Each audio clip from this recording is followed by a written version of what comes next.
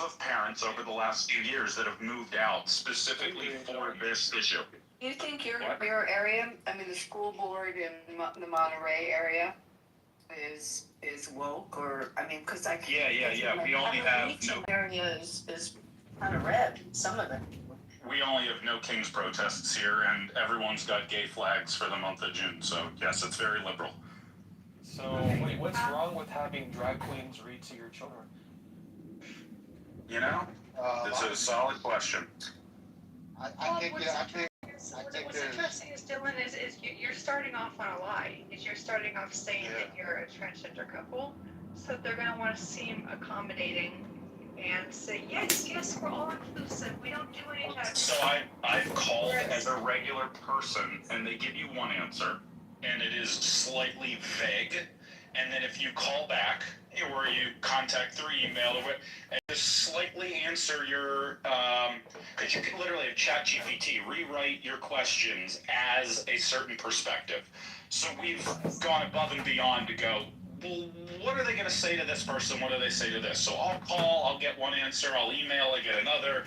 I mean, we've been doing our research for years now, as it's been a California issue. And I'm not trying to make this the top of the conversation, because I know it's fucking weird, but I'm just saying that's why Mississippi probably jumped up to 16th. And I'm willing to bet if we looked at what ones dropped and what ones went up, it's all the liberal, very weird focused ones that aren't on education in the traditional sense. They're on woke education.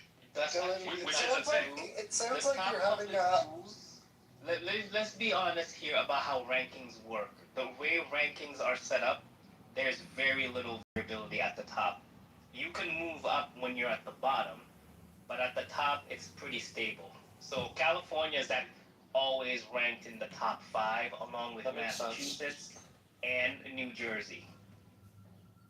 Yeah, Massachusetts always is at the top. I mean, always. I see that, but I also think that Dylan makes a good point. I mean, when you have a school board that gets all woke, then they change the fundamentals on how it's being taught. It's going to affect the. I mean, you got to look at what the Iowa test scores or whatever. What's the standardized testing that they do? What's talking about ACTs. No, Dylan, I was going to say, it sounds like you're having a Ollie G show experience with a bunch of school bureaucrats that went to rando Cal States. I do have fun with it. I do have fun with it. If you're going to have to call schools all over fucking California to find a good one, and you know what you're dealing with, yeah, after a certain amount of time, you have fun with it, you know. This is for elementary, we said. Right? This is just for just a regular fucking American going. Shouldn't kindergarten and public school? I mean, even if you go private, that's also a whole other issue because they also have to. It's the whole thing. It's a weird thing raising a kid in America right now. School isn't what I was raised. Like when I went to school, like I was an honor roll. I was class president. I went and graduated with honors. I was in clubs. I was focused on learning. I read multiple books. I still read. It's just the school today is not the school from the '80s, and it certainly isn't the school from the before that. And America isn't. And I mean, if you look at America's education list, we're not the number one education, in the world. No, the K-12 system in the U.S. is catastrophic. I'll give a personal example. So I work at a public state school in Massachusetts. I run a conditional admit program, so this is for students who need additional support before they start in the fall. Many of them are English language learners or non-native English speakers. Many of them are recent immigrants, etc. There were 10 students out of 400 that we had to kick out of the program because they literally did not have enough of a basic understanding of English to do the conditional program. We had to literally say, sorry, you can't do that. To me, that was scary because I'm like, you're about to start college, meaning you graduated high school. How did you graduate high school not speaking English? I'm terrified. That's a scary. Every school has it's a curve. I remember when everybody was failing chemistry, they had to do a curve. So if you got a 46 on the test, technically that was a C minus, even though that's definitely failing it. If you got a 58, that was an A plus, because you had to curb it, because nobody was understanding it until Adderall came out, and then we understood things better. But, Okay, so, come on now. I was diagnosed with ADHD. I take Adderall. Don't do that. But come on.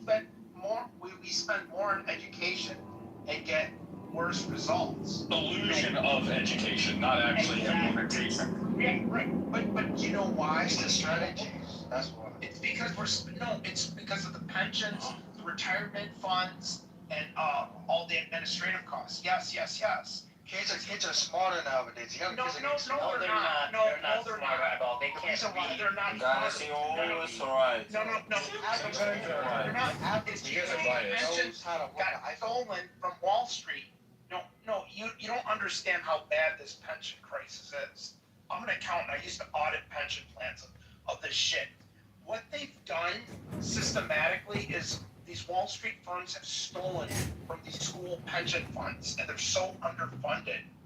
Because what happened was they had to get board members on these pensions, and they would get an art teacher, a gym teacher, a first grade teacher. Now, they're good people, nothing wrong against them. But what do they know about money? Nothing. And what these companies would do is they'd say, oh, they're fiduciary thieves. We're going to give you this retreat in Hawaii, and we're going to tell you everything's good. So we're spending more money on these retiree benefits than we are actually paying the educators. So some states have changed this around. Like in Michigan, the teachers have to pay in like 5% or something of their salary. And the formula here in Michigan is you take your last year of salary, you multiply it by 2%, and then you times it by the number of years worked. Well, they've shifted that formula around to like 1.5% to fool around with it. But here's where it gets interesting. They didn't implement this until 2010. So if you're a teacher that retired in 2013, you may be paid into it for 3 years. So it's a Ponzi scheme like Social Security. And that is what is hurting these schools, hurting our funding, because it's just going to all these retiree benefits. And a lot of, I think a lot of. Guys, let me. Meg say something. Can you let Meg speak, please? A lot of education starts at home. I know that, you may run into some things at a school, but I mean, if you're reading to your kids at home and you're teaching them kind of like, okay, you're in sports or something, and this is, okay, this is the girls' team, so you join with a bunch of girls, you join your son, you join with a bunch of boys.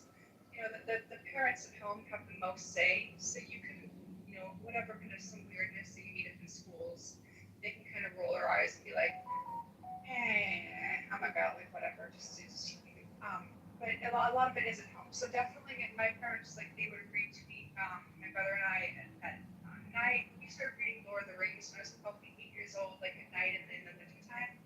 And so I got my love of reading and then more advanced reading. But a lot of it, I mean, the home is always more influential than the school, as long as the parents are involved. And it sounds like you are involved.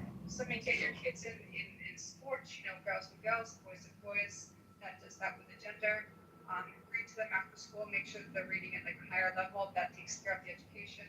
Make sure that they question everything. They'll be the ones questioning, well, how did a male become female? And then the teacher will just get annoyed with that and just be like, all right, this kid is not buying our curriculum. But I mean, I think if you educate your kids really well at school, at home, when they get to school, they can sort of be a little bit more of that, like, Dad, this sounds like bullshit to me. The other problem, you mentioned the home being one of the educational elements in a child's foundational development, right? I know people are going to go, you're biased now because you watch Joe Rogan, but Tim Dillon was on Joe Rogan, and they're talking about literally the family, America, where we're at, and they're talking about how family and the importance of that role in a child's life has been replaced now with ideologies, brand community, echo chambers that they, want to be a part. And the family has become less and less important to the fact that, like, back in the day, they made a statement that back in the day, like on Thanksgiving, you wouldn't show up high on drugs because it would embarrass your family. Now people are like getting high right before they do the dinner. It's a different dynamic. We're like, we've lost the family respect, the family foundation. Maybe some people have it, but in America, we're so lost due to this woke mind virus bullshit that the family doesn't have as much value or importance or value in a kid's life at all. I can definitely take. John, request my. Their phone is more important than their mom and dad. It's quite easy. I You don't can know do if it, I don't- but I'm not sure it's. which- John, accept my request. I'm just gonna finish. I mean that there may be some families that I can tell you 100% that is not mine growing up, and I'm actually just like literally out of college, like just several years. So that was family has always been the most important thing. Is religion important in your family? Just a question. Love is important in my family. But you're not like a religion. You guys don't go to church or anything. Let her finish. Love is very important. And we had, Christmas would be kind of like the spirit of Christmas, which would be kind of like love, and it would be, yeah, we did have some of the sort of like, undertones of like a European Christmas. And then, we'd have like Easter baskets. So yes, there was a little bit, we got to choose. I personally did not choose religion because when I was little, I went to Sunday school. And so there was something that freaked me out that had me screaming and crying, and my mom had to pick me up, and I never went back. So they were teaching a 5-year-old about hell, and they had to pick me up, and I never went back. So religion, it's been something that's been respected, but it's been more like love is the highest, and you don't diss or insult or embarrass people you love. So coming to dinner. Like, for example, country clubs. Yes, we had Christmas dinners often before the holiday at country clubs. Coming to one of those, drunk or high, oh no. Exactly. Yep. You would be dragged out, given a shouting to, and probably told to walk home, even if it was several miles. Yep. That would not be tolerated. Absolutely not. And the family would be so embarrassed. There'd be apologies. You'd never be invited back again. It would be so shameful that you knew that. In the first place, I didn't do drugs or drinking underage. But in the second place, like you knew how to behave. Like we went to Cotillion, like we knew how to behave at those dinners, and we didn't want to miss them. So it was like we see with our family. I think there's another issue though. And it's interesting when you talk about, because I agree with you that it's from the family, and the nuclear family has changed so dramatically. I mean, the average family today, by percentage, is not necessarily the same mother and father throughout the lifespan of the child. Things change, or there's single families, but also what was really popular, and this is when I was a kid, but even before my time, my parents' generation. So I don't know. You said, Mom, you said you're in Massachusetts. I grew up in Pennsylvania, and we had a slew of teacher colleges like throughout the state. I think our state, although people think of all the universities or colleges in Massachusetts, I think Pennsylvania might have had more. And so many of our state schools were teachers' colleges, and it was a big deal to become a teacher. And the disparity of salary wasn't as extreme as it is now on what teachers get paid and other professions that you put in the 4 years. But also when someone graduated at teachers college, they graduated whether there was elementary education or they were history or mathematics teachers. Now they're graduating with gender studies or like some bizarre major and going in and teaching. And I also don't think that the teacher colleges are as popular. So I think that how we're producing teachers has changed considerably. I definitely wouldn't. There probably are some differences. Yeah, that part I don't know. But you did bring up a good point about the single parent. Both my parents have been together and married since before I was born. They're still together and married. So But that's not the norm. That is, yeah, and sadly, that is becoming less and less frequent. And I think, Abby, that does have a lot to do with it, is I've had stable parents my entire life, but someone who has like a single parent, that is just going to be a very different experience. So that is one part I kind of forget, and you brought up, which was, I think is really underlooked at. Like that, I think the amount of effect it has on kids is so significant that people might actually consider, like, not, I don't know, divorce isn't even divorce, but just, putting more value on that. There's probably some statistic, Dylan left, but it is good with looking these things up. But there's probably some statistic on, if you look at the nucleus of the family, pick a decade, whether you look at the 50s or the 60s, things started to change.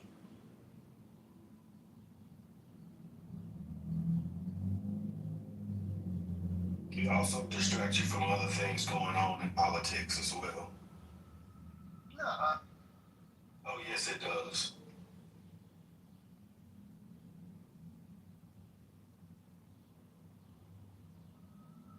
Michael's dad, some other dude, and I think it was like a fifth dude. Wow. And they will be at the house, and something will happen at a certain time, like 7 or 8, and they will go, all right, we're gonna get going on stuff like that. And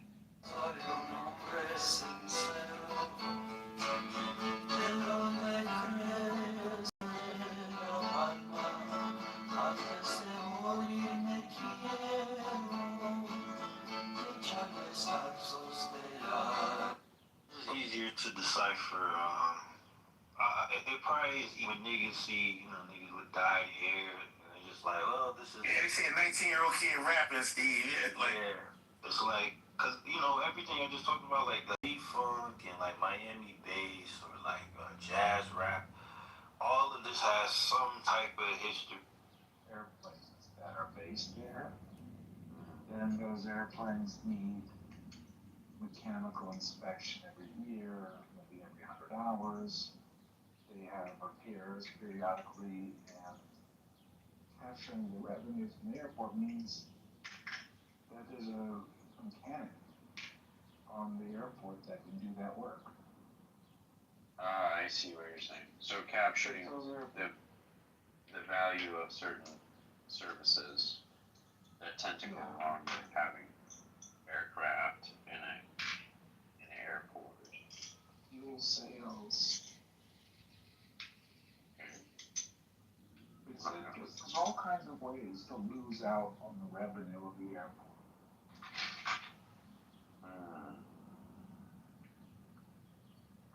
Like if the fuel price is too high, people will literally wake up in the morning, fly to a different airport and get fuel. That's one way you could lose out on fuel sales.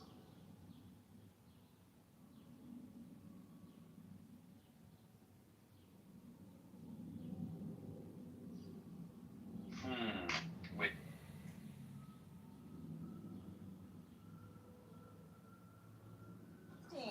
That, right? Like, Yeah. a central part of patriarchy was patriarchality, right? Where if you're a woman, you have to move on to the land that a man owns, your husband or your father or whatever. And women being able to, I just know the treaty there in context, sorry, I don't know the Bible. But women being able to inherit land and control land is a disruption of that.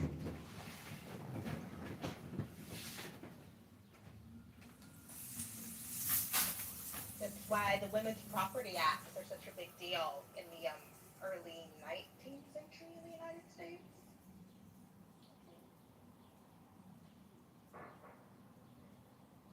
I mean, I literally read what it said. You sure did. I mean, you sure did. You did. You read it twice, and I'm reading, and there are footnotes here at the bottom. What are you reading? What's verse? Numbers 27. Oh, what a blessing. The daughters inheriting the land. Oh, not the women playing a role in the Old Testament. Oh no, Say it ain't so. according to D.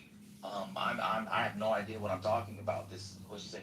This app is remarkable. Because I don't know what Oh, feminism like the is. Notebook? I use that.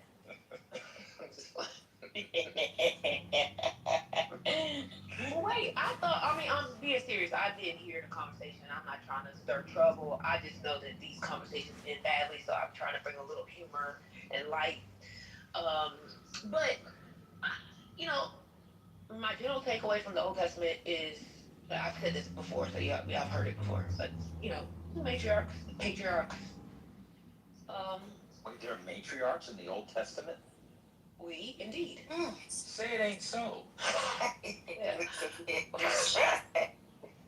I'm just saying, I mean, like, I think there's a lot of things we can hate about scripture, but, like, it's clear that, like, even the creation story is is favorable to women.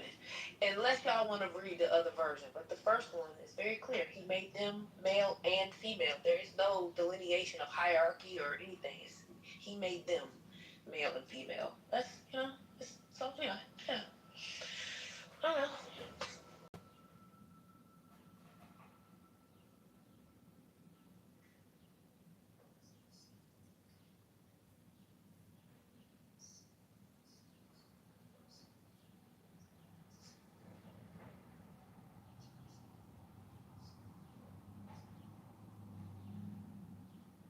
What's First Lady's take? That's who we need to hear from.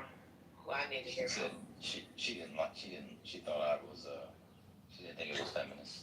Oh, okay. I mean, I don't know about feminists, but, I'm just saying, like, I feel like it's not totally restricted to women either. Right. That there is a sense of fairness. Or there's a sense of understanding that, like, the blessing of the so right, now we've established the people, right? So so Israel now has the it doesn't matter the gender of the person by which God uses. And it actually doesn't matter the character in some instance of the people that God uses. God can still, because God is providential, uh, you know, um, God can use, I'm trying not to use pronouns of God, but, God can use anyone, including a woman.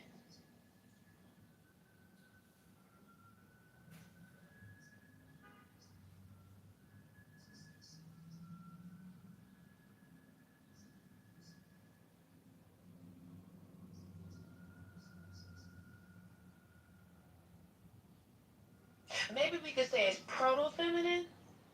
Proto-feminist? Okay, I'm done. Proto-feminist. What the? I don't know. Proto. Huh? I'm just laughing at what she said. Whatever. Proto-feminist. Thank you.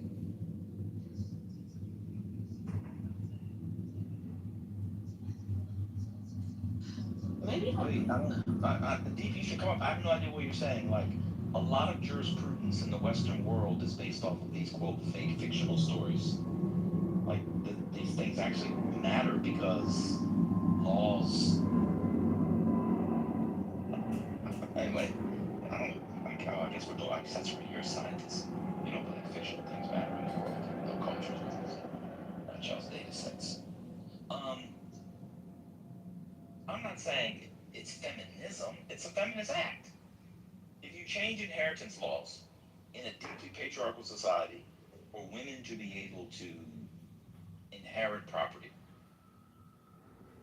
over men, that's the other part, over men, I don't know, that seems like a pretty big deal to me. I think it is, especially when the five daughters said, well, wait a minute, hold up here. Wait. You mean to tell us that our father died and you're not going to pass the land over to us? We're his daughters. You have to correct this. Somewhere along the line, a law has to be established to change this. And fortunately for them, Moses listened to them and took it to the Lord. And the Lord said, yeah, that's right. Has to go to the daughters. That's what it says. I mean, I'm paraphrasing it because I'm not reading it word for word, but yeah, I mean, I think it's important to note how they were thinking when they were creating laws. And here's this new problem. We hadn't had this before. It usually passed down to the sons or whatever. And now we have daughters. What do we do? And the Lord said you're going to have to create a law saying the daughters, the land is supposed to pass to them. Does that make sense, Steve? What's interesting about it is, if you know how it works, it actually created a legal precedent. That's exactly whereby right. subsequent women were able to appeal to hold property and so forth and so on. Right. Like, okay. Yeah, it's only feminism if Alice Walker did it, I guess. Oh boy. Okay.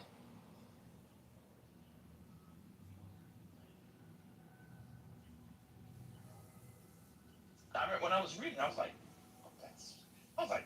wow. Because Moses didn't know what to do. They asked Moses to appeal. Moses was like, I don't know, I guess I'll take it to God. I don't know, that's crazy. Yes. And God was like, yeah, they're right. Change the law, and this is going to be the succession. Right.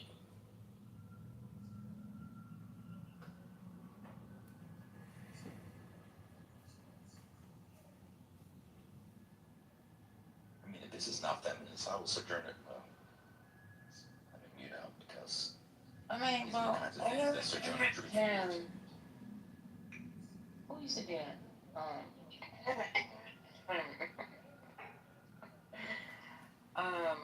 Dr. Dodgers. Who said that? Feminism is a range of social, political movements and ideologies that aim to define and establish the political, economic, personal, and social equality of the sexes.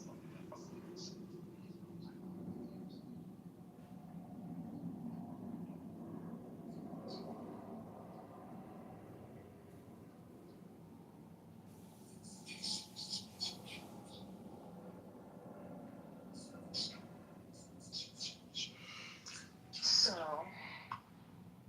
I mean, by that particular definition,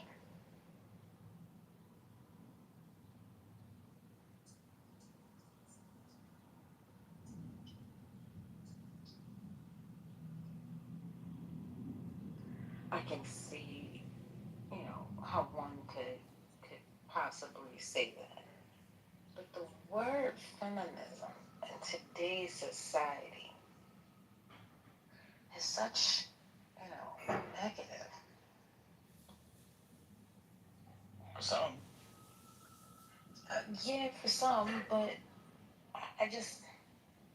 that's just not the word I would have used. Because in my mind, it was more of reasoning, not necessarily about the women and trying to get their rights, but more so like it doesn't make sense if why wouldn't they be inherited to their father's land just because their father didn't have a son?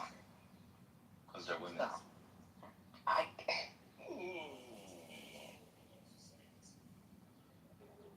yeah, okay.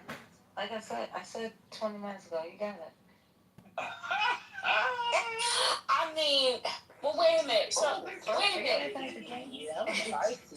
That was great. So women weren't even counted in the first census, correct?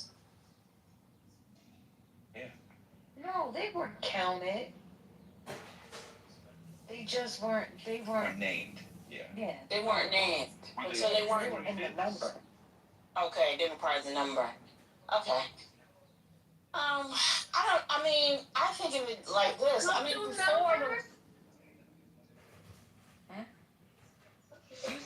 You said they were part of the number, and I said come through numbers. Yeah, come through numbers. I mean, but it seems to me, and I do go this. Prior to that, the land was not passed down to women. Mm-hmm. They weren't, and so now they are setting. Well, they're setting a precedence, right? They see now, and it's because it's because the five daughters speak up about it. So that gives me an indication that they had a voice in it. Well, The moment that they said reason of it. or maybe Like it's not fair, God, that now we're not going to have anything of what is ours because you didn't make a law that said we needed to be included. I mean, you think about it. These people are growing by leaps and bounds. right. We're at 600,000 people by this time. Right. 600,000 plus. Whereas before, we had a small group of people. We had small, we were actually, putting together a nation of a people. So now we got to start making some changes to some of the original rules in order to keep, moving forward. Right. So, I get it. I mean, like I said, by definition, in my mind, when it first was said, I'm like, no. But looking at the definition, making changes to make the women inclusive is a part of it. I just don't like the word. That's all.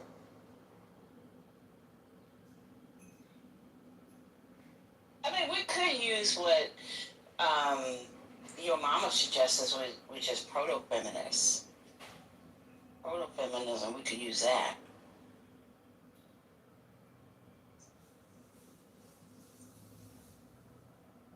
I mean, it strikes me that it's the ancient world. Right. And something that is feminine, like the terms of feminism should be contextualized. And so, nobody would say, like, when people talk about the various waves of feminism are contextualized. Why wouldn't we contextualize this act? Right? So, no, it's not going to be like, okay, we're going to have 12, Jacob has 12 sons. He can also have 12 daughters. Like, that's not within the realm, within this problem space, to use David Scott's term. It's not within the problem space. So if you take a definition that develops in the modern world and then try to put it back on it, that's like anachronistic, presentism, bad history, bad philosophy. I mean, based off that, Sojourner Truth would be a feminist. That's right. Because she's just basically saying, oh, it's basic stuff. By the way, Sojourner Truth cites the Bible to justify and claim her feminism in her most famous speech, but that's a different discussion. It's not here nor there. But I'm saying, given the fact that the laws are being written by Moses, the groundwork of a people, the fact that women could inherit something was surprising to me. And it was surprising because of their systematic exclusion from everything. And the thing that these particular women inherited in the story was the promised land. Huh? So, feminism just means kicking the man out of the house for the Democrats and welfare, so that's fine. I forgot something. Feminism means giving Mexican citizenship too. Yes, I found that out, yesterday? Amazing. I don't want to agree with Van Bottom. I don't want to agree with him. But I want to say that, I can sort of see the logic here because, as he noted, this particular book is creating a foundation for how Israel will live, moving forward. And so if this is already concretized in this way. In this particular in this particular book, it makes way for this to happen again. It's not sort of like a one-off anomaly, but like he uses it as a way to sort of ink in, I don't want to say perpetuity, but to ink the future of the way in which women are treated around property. But I mean, actually, I think I can see the logic there. Mm-hmm.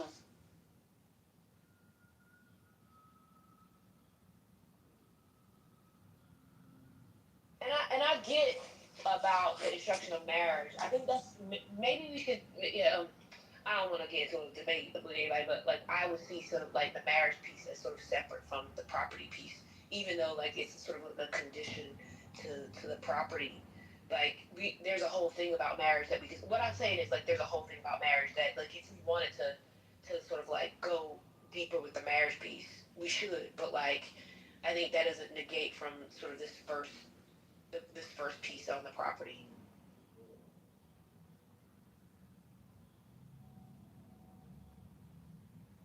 Let me read the part which Steve has in Numbers 36.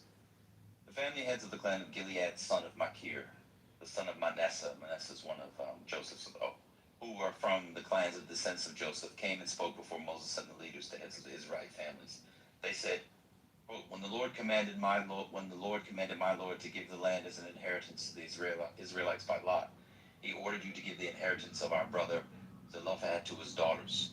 Now suppose they marry men from other Israelite tribes, then their inheritance will be taken from our ancestral inheritance and added to the tribe they marry into. And so part of the inheritance allotted to us will be taken away. When the year of Jubilee for the Israelites comes, their inheritance will be added to that of the tribe into which they marry, and their property will be taken from their tribal inheritance of our ancestors. Then at the Lord's command, Moses gave this word to the Israelites. What the tribe of the descendants of Joseph is saying is right. This is what the Lord commands for Zelophehad's daughters. They may marry anyone they please as long as they marry within their father's tribal clan. No inheritance in Israel is to pass from one tribe to another, for every Israelite shall keep the tribal inheritance of their ancestors. Every daughter who inherits land in any Israelite tribe must marry someone in her father's tribal clan, so that every Israelite will possess the inheritance of their ancestors. No inheritance may pass from one tribe to another, for each Israelite tribe is to keep the land it inherits. So Zelophehad's daughters did as the Lord commanded Moses. The daughters married their cousins on their father's side. They married the clans of Manasseh, son of Joseph. So, yeah, that's the same law that everybody had. Same law everybody had. It also says they may marry anyone they please in the tribe. So they also got to choose who they married. If you know what's happening in the book, you know the reason why no one's allowed to go cross tribe and land. So even the boys, so if you're in the, if you're a Reubenite, you're not allowed to marry somebody in Gad. Nobody's allowed to do that. There's no free choice. There's God. Right. Oh my God, it's talking about free choice. It's not 2025. It's hard to have a conversation with somebody in the chat, and that's the other thing. But I mean, and here's the thing: it really doesn't interfere with the law that was already established that women can still inherit. 100%. Really? Yeah. And in fact, what happens in Jewish law going forward is that on a range of issues, with this as precedent, I looked it up in the Talmud, women became equal to sons on lots of things, including land inheritance. It's actually a major precedent in Jewish law. But again, if you don't do what people did in 2020, it's not feminism. Feminism is only what we think it is. These things are star-sized. We'll get to the Book of Esther later, Book of Ruth. Don't let. They're really men. Maybe they were trans. Don't let Spinoza come in here on Esther, okay? I'm just warn you now. That's not gonna end well. I actually like the Book of Ruth. Naomi, where are you? I really gotta read that book one day. It's not that long of a book. Ain't nothing. Y'all talk about. Y'all never talk about poor Naomi. Never. Yes. Yes. And yeah, we should talk about Naomi. But I love Esther though. I know that it's not a real Purim is not a real holiday. For real. It's not a religious holiday, but her and Mordecai were nasty. Nasty.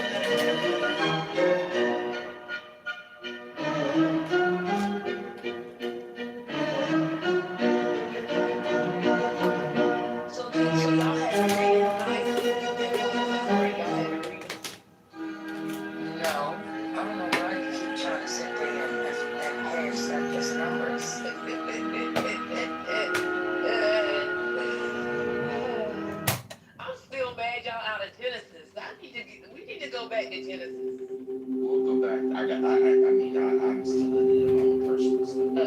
I gotta get through. I gotta get through all. Close your eyes and get comfortable. It's time to breathe deeply and relax completely. Breathe deeply and relax completely, allowing a quietness of spirit to come in. Feel the blood flowing through your arms and legs, through your body and mind. Relaxing, relaxing, relaxing. Take a deep breath. Hold it as long as you comfortably can. And then let it out slowly through slightly parted lips. And when the breath is all the way out, contract your stomach muscles and push it even further out and further out. And then repeat this process of breathing deeply and relaxing completely. And if any outside thoughts should come into your mind, simply brush them aside and return your concentration to the sound of my voice. And breathing deeply and relaxing completely. Breathing deeply and relaxing completely. And now use your imagination and feel your body relaxing one part at a time in response to my words.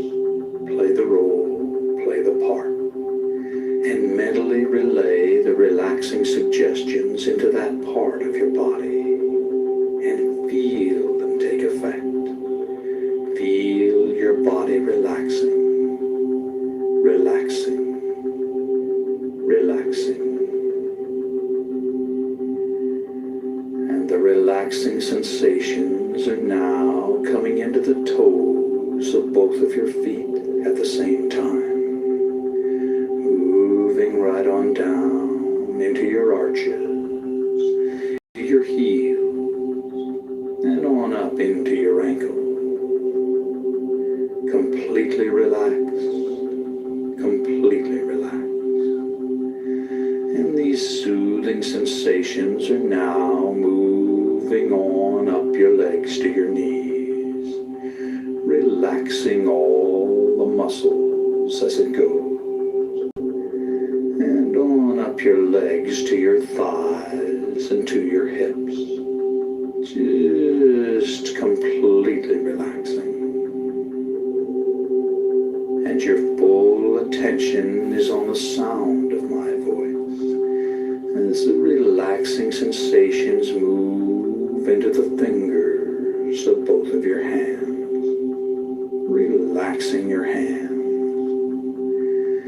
And it now moves on up into your forearms, relaxing your forearms, and on up into your upper arms, relaxing your upper arms.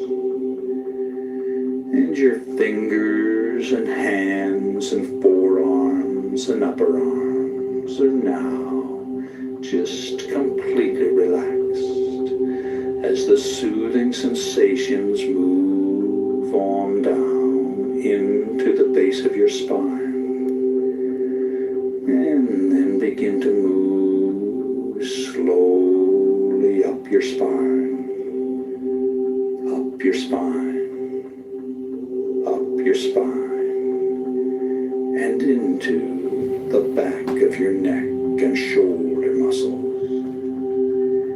And the back of your neck and shoulder muscles are now loose and limp, loose and limp, just completely relaxed. And the relaxing sensations now move on up the back of your neck and into your scalp, relaxing your scalp. Feel your scalp relaxing, and feel the relaxing sensations flow down into your facial muscles, relaxing your facial muscles, just completely relaxing your facial muscles. Allow a little space between your teeth, and your jaw is relaxed. And your entire body is now relaxed all over in every way. All tension is gone from your body and mind. All tension is gone from your body and mind. And it's time to imagine a bright white light coming down from above and entering your crown chakra of spirituality on the top of your head. Now this is the universal light of life energy. See it, feel it, create it with the unlimited power of your mind, and feel the light within you, flowing through your body and mind, filling you to overflowing with this bright white protectory light. And now, this is John Kitover, Chicago mayoral candidate in the February 23rd, 2027 election to defeat the communist, liberal, progressive, pluralist, feminist, LGBTQ, vaccinologist, and bike lane liar and thief, Brandon Johnson. Like, share, subscribe to this video, and together we will liberate Chicago. vividly imagine the light concentrating around your heart area, and visualize it emerging from your heart area to totally surround your body with a protectory aura of bright white God light.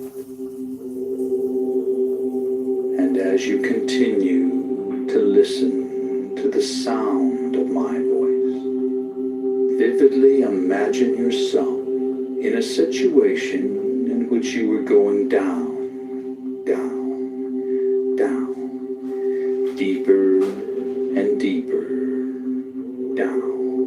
as I count backwards from 7 to 1. Number 7, deeper, deeper, deeper, down, down, down. Number 6, deeper, deeper, deeper, down, down, down. Number 5, deeper, deeper, deeper, down, down, down. Number 4, deeper, deeper, deeper, down, down, down. Number 3, deeper, deeper, deeper, down, down, down. Number 2, deeper, deeper, deeper, down, down, down. Number 1. And you're now very, very deep. And you feel deep. But let's go down even deeper, even deeper, even deeper. Number 7, deeper, deeper, deeper, down, down, down. Number 6, deeper, deeper, deeper, down, down, down. Number 5, deeper, deeper, deeper, down, down, down. Number 4, deeper, deeper, deeper, down, down, down. Number 3, deeper, deeper, deeper, down, down, down. Number. This is a message to concerned Chicago homeowners who have seen their property tax bill raise 100% up to 300%. I read an article in the Sun-Times about a family that owns a house in Lincoln Park. They were paying $8,000, $7,000, $12,000. Now they're being assessed $40,000 a year in property taxes. So home ownership not affordable. Affordability is a scam. If you're looking for a libertarian candidate to help you liberate Chicago, you need to vote for me, John Kitover. So like, share, subscribe. And together we will defeat the parasite, the communist, the thief, the liar, the fraud, the criminal, the scammer, Brandon Johnson, who is passing out billions of dollars. The city is $90 billion in debt, paying $175 million a month in interest.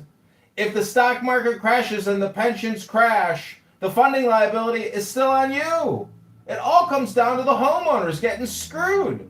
The CTU is a parasite, RICO, communist, fascist, terrorist organization. Stacey Davis Dates is a liar. She can barely read. And she's educating our students where only 20% of high school graduates can read English? Hello?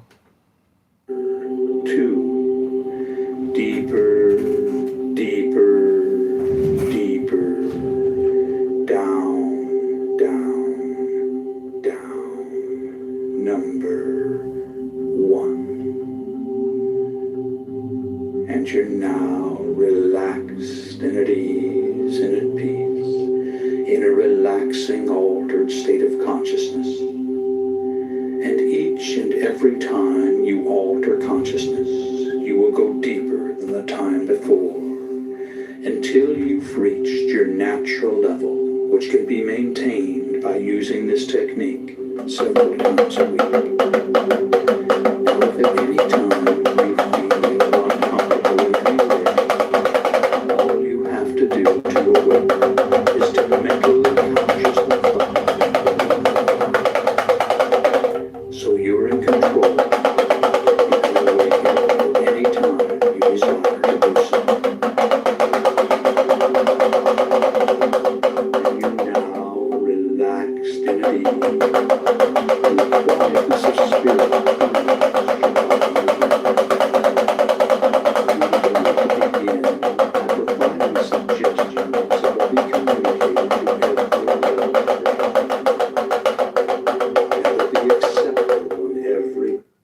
Again, John Kitover. Just Google John Kitover or follow me on Instagram at John Kitover. Hello? Every level of your body.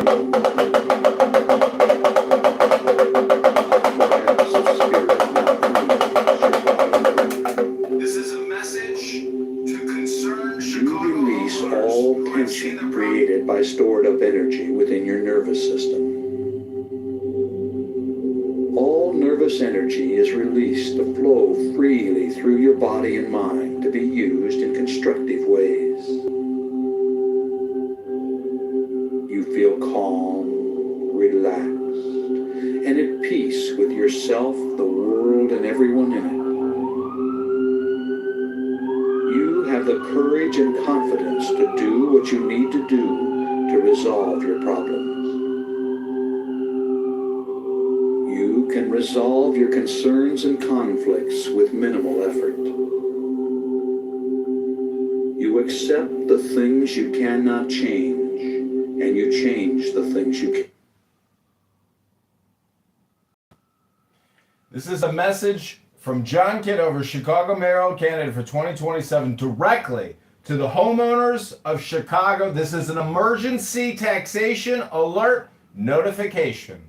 Brendan Johnson, our mayor, is stealing billions of dollars in the name of equity, DEI, and restorative justice, passing out multi-billion-dollar checks like candy to every scammer on the street because he himself is a fraudster, a liar, a liberal, progressive, pluralist, communist, fascist scammer!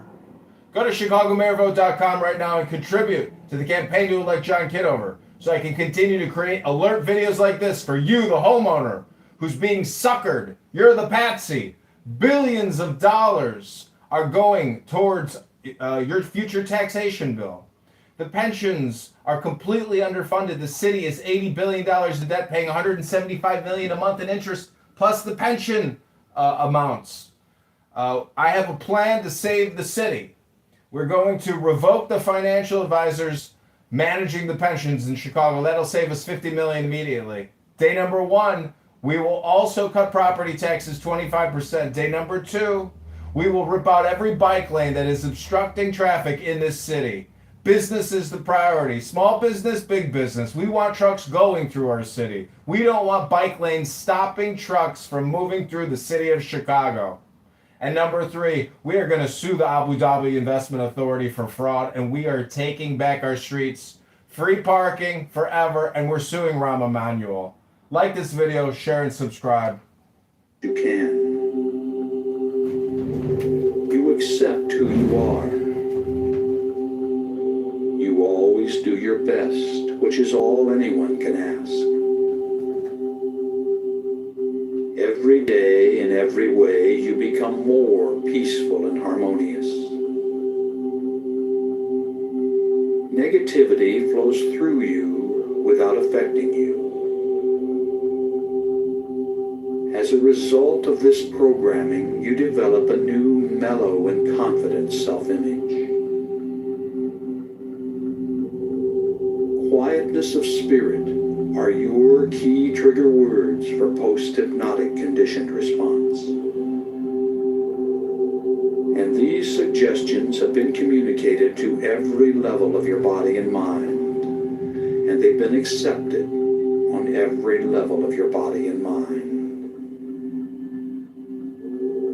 And it's now time to visualize yourself having successfully overcome any and all anxiety. Imagine how good it feels to experience an ongoing quietness of This is a spirit. message from John Kitover. Imagine your reactions and the reactions of those close to you. Vividly fantasize all the changes and benefits derived from living life in this calm state of mind. Create every detail of these visualizations, and in so doing, you communicate your desires to the levels of mind that will assist you in manifesting the positive outcomes. Imagine what you desire as if it were already so. Do this now while I am quiet for a while.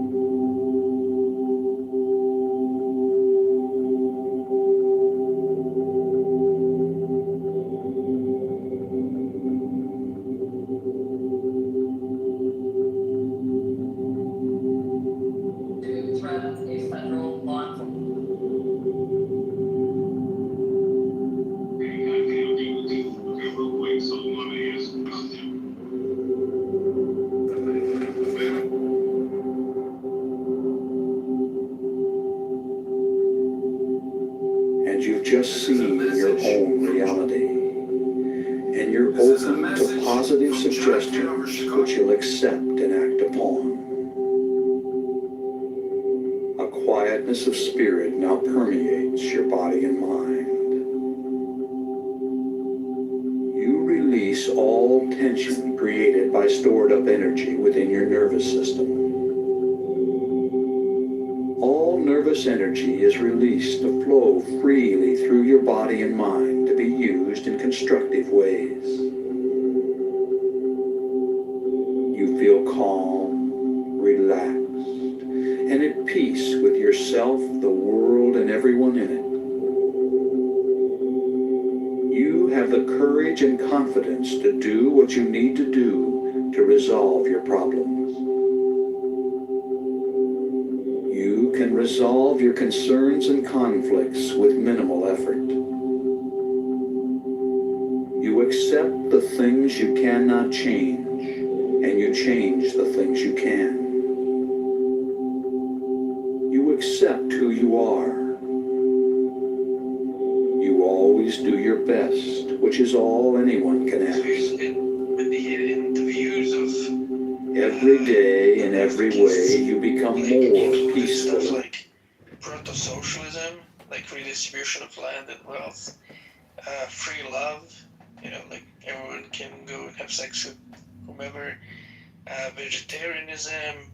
They weren't pacifists, but they were like, we should minimize any use of force and harshness, etc., etc. It's a pretty good movement. But then the emperor, the very emperor who accepted it and started implementing it after, I can't remember how much time, like a decade or two, then turned against the movement, and Mazdak was killed. So. Well, Jason didn't like what you did. Whoa, Gene. Hey, How are you, Barnum? I'm doing well. Wow, good to see you. Good to see you. Yeah, for sure. For those that don't know, this is Dan Linford. He's distinguished and knows a few things. Knows a thing or two. You guys been doing some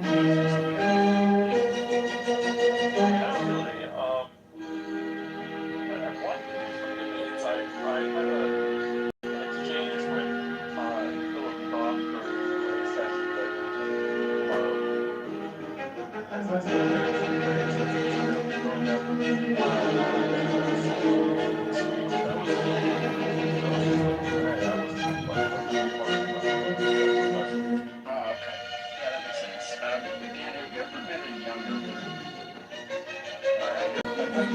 What do you think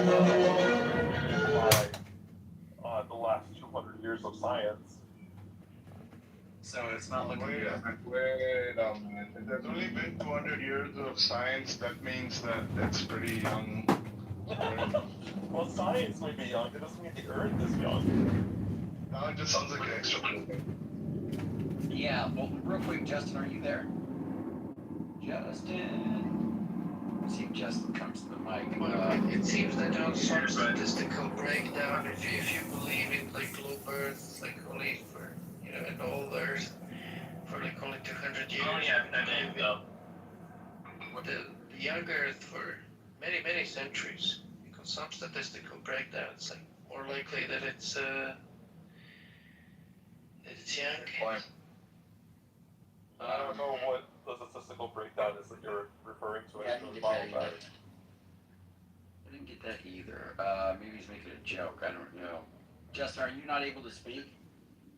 I only have 10 minutes before I get to my destination. You shouldn't trust statistics. Gene, in 10 minutes, could you share with Justin why he shouldn't be a young earther? Well, I mean, the preponderance of the scientific evidence is massively against it, right? I mean, like, just about every scientific discipline, as we currently understand it, would have to be modified top to bottom if young Earth creationism were true. So it would be I mean, I'll put it like this: it's very difficult to know where even to start with a case for an old Earth, not because there's not evidence for it, but because the evidence is so vast that it's like, where do I even like pick up the first piece? But here's one datum that I find impressive, and that's that you have entire ecosystems that are buried one on top of another, right? So the standard account of where fossils come from on the young Earth account is that they were buried by the Great Flood. But if that were the case, then you wouldn't expect to find entire ecosystems buried on top of other ecosystems. Instead, you would find just one ecosystem buried all at once. And moreover, the fact that you do find entire ecosystems buried on top of each other, well, those ecosystems take tremendous amounts of time to establish. The fact that you find a multiplicity of them all buried on top of one another tells you that you're talking about vast stretches of time. Well, that's too easy. That's too easy? Yeah, it's just too easy to explain. One thing when it comes to ecosystems, if there is a flood, of course you're not gonna find too many fish, on the higher levels.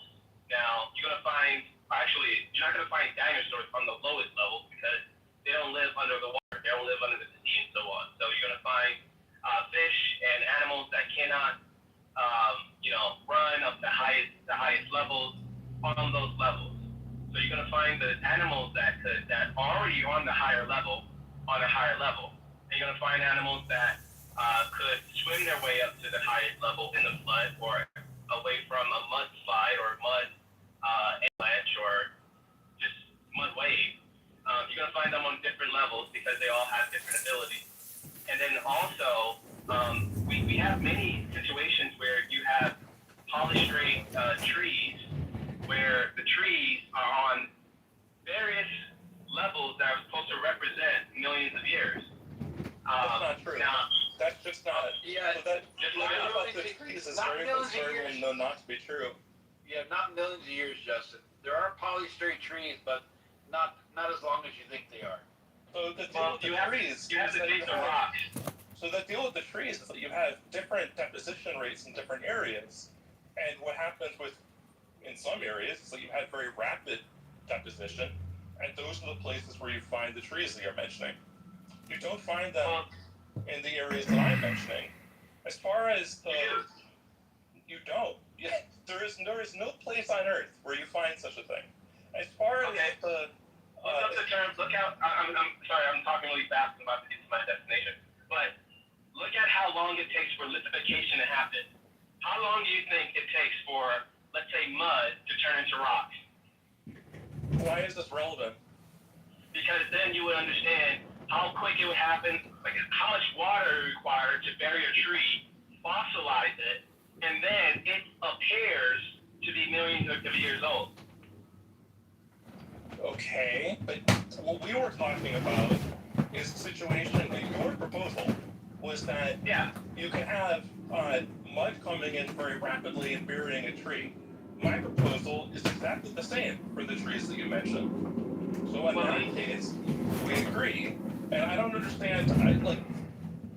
Well, because you catastrophism is just like gradualism. For you think it's just millions of years. I reject So then how do you know that? How do you know? Okay, how do you reject gradualism? It's not gradualism or catastrophism. Creation is propaganda that says that that's the textbook position of gradualism. The textbook position of one theologist is rationalism, which by the end of the 19th century had married together both gradualism and catastrophism. We acknowledge that on the one hand there are large events in the past that are catastrophic, and on the other hand we acknowledge that there are other processes that take a substantial amount of time.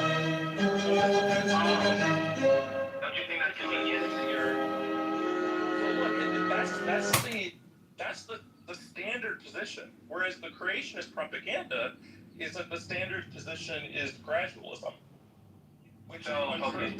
I'm not a gradualist, nor is any geologist. Okay, so how would you know when something has taken over millions of years versus just maybe a couple of days? How would you know the difference? Because we have to know, for example, the composition of the materials that we're talking about. We have to know the processes whereby those materials formed.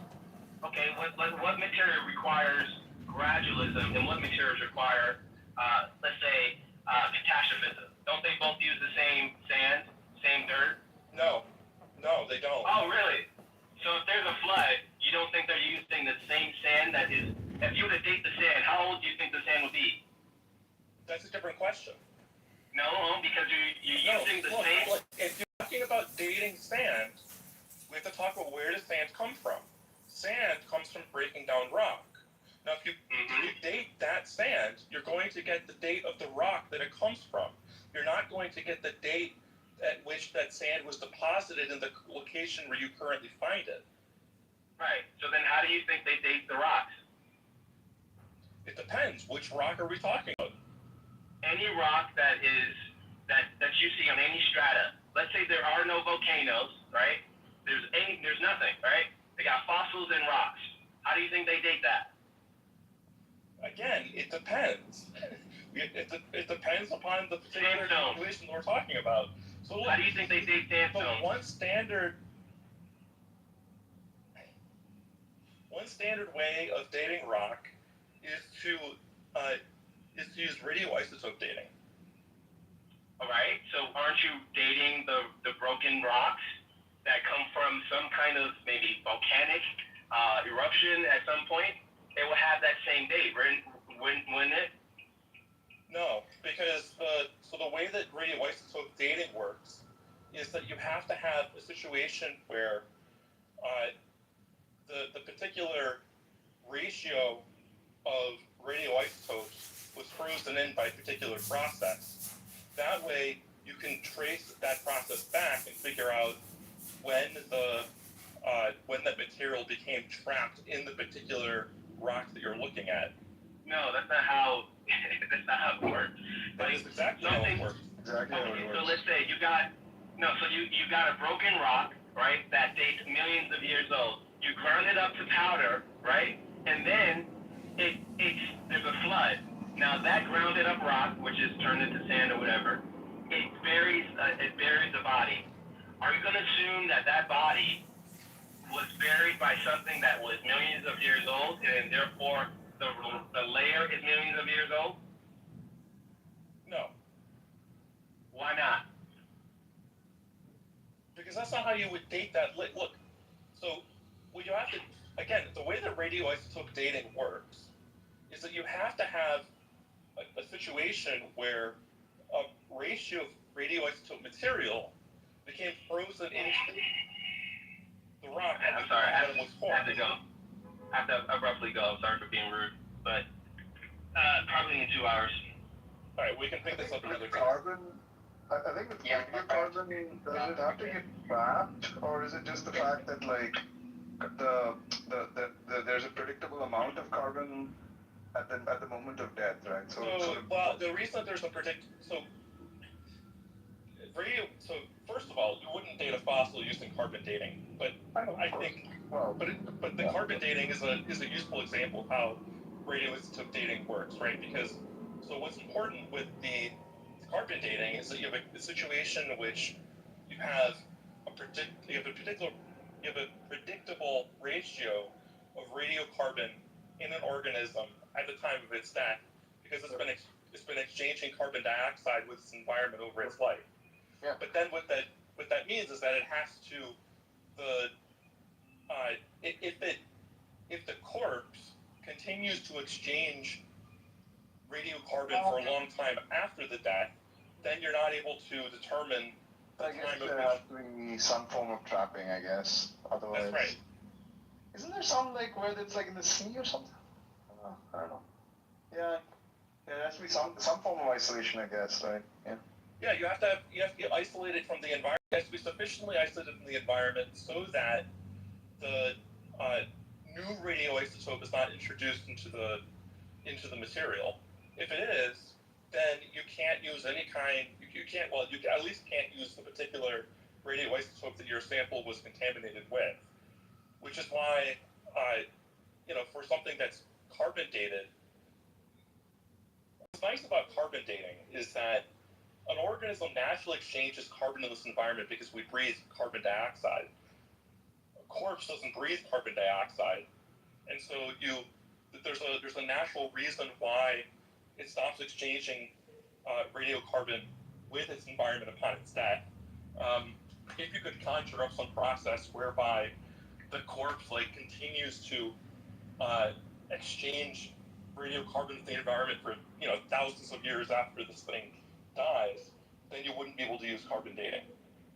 There's also, if I remember right, some complication with coastal organisms or something. There's some extra correction factors or something. That might be, but it sounds like, mainstream scientists have a long list of documented cases in which radioisotope dating is expected to work in cases in which it's not. Right. And then the way that we date strata is not by dating every single material within that strata. Rather, or at least not using radioisotope dating. Rather, you have index rocks and index fossils by which you date particular layers. So you might use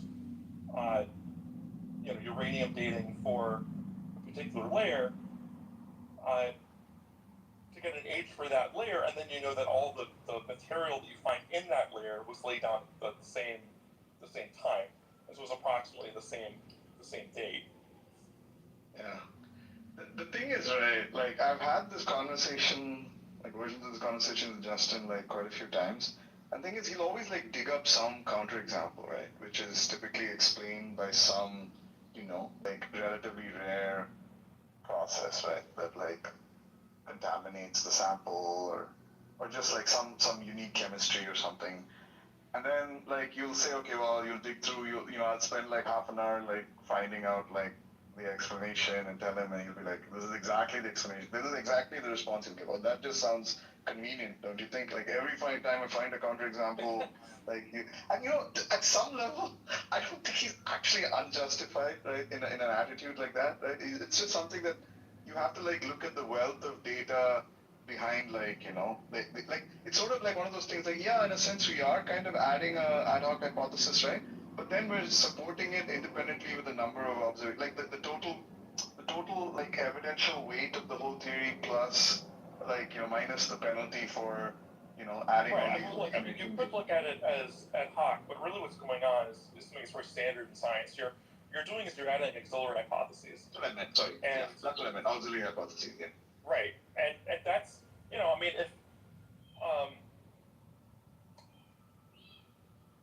if someone comes along tomorrow and tells us that, oh, I made this measurement with, I'm making up this example, but they tell us, oh, they made this measurement with their telescope, and it makes it look like all the other planets in the solar system orbit the Earth. What you'd respond with is just to say, oh, there must be something wrong with your telescope. Yeah, that's right. And on some level that looks like talk, and I think that wouldn't be an acceptable response if this were the 15th century or something. But that's not the time period that we live in, right? We live in a time period where an old Earth. Darwin doesn't publish on the origin of species until 1859, but already by the 1820s, the geological community had unanimously or nearly unanimously come to the conclusion of an old Earth. Got the date anywhere close to correct, right? Wasn't that when Lord Kelvin was a million years ago? So Kelvin comes around in the late 19th century, and what goes on with Kelvin is that he's reacting against the scientific consensus of his time, right? So they already knew the Earth was much older than what Kelvin was saying, and in fact, the creationists of Kelvin's time, grabbed onto what Kelvin was saying, it was some time before that was eventually all settled out that people realized that the issue was that Kelvin hadn't taken into account the way that radioactive decay heats up the Earth. So Kelvin thought that the Earth would have cooled much faster than it actually had.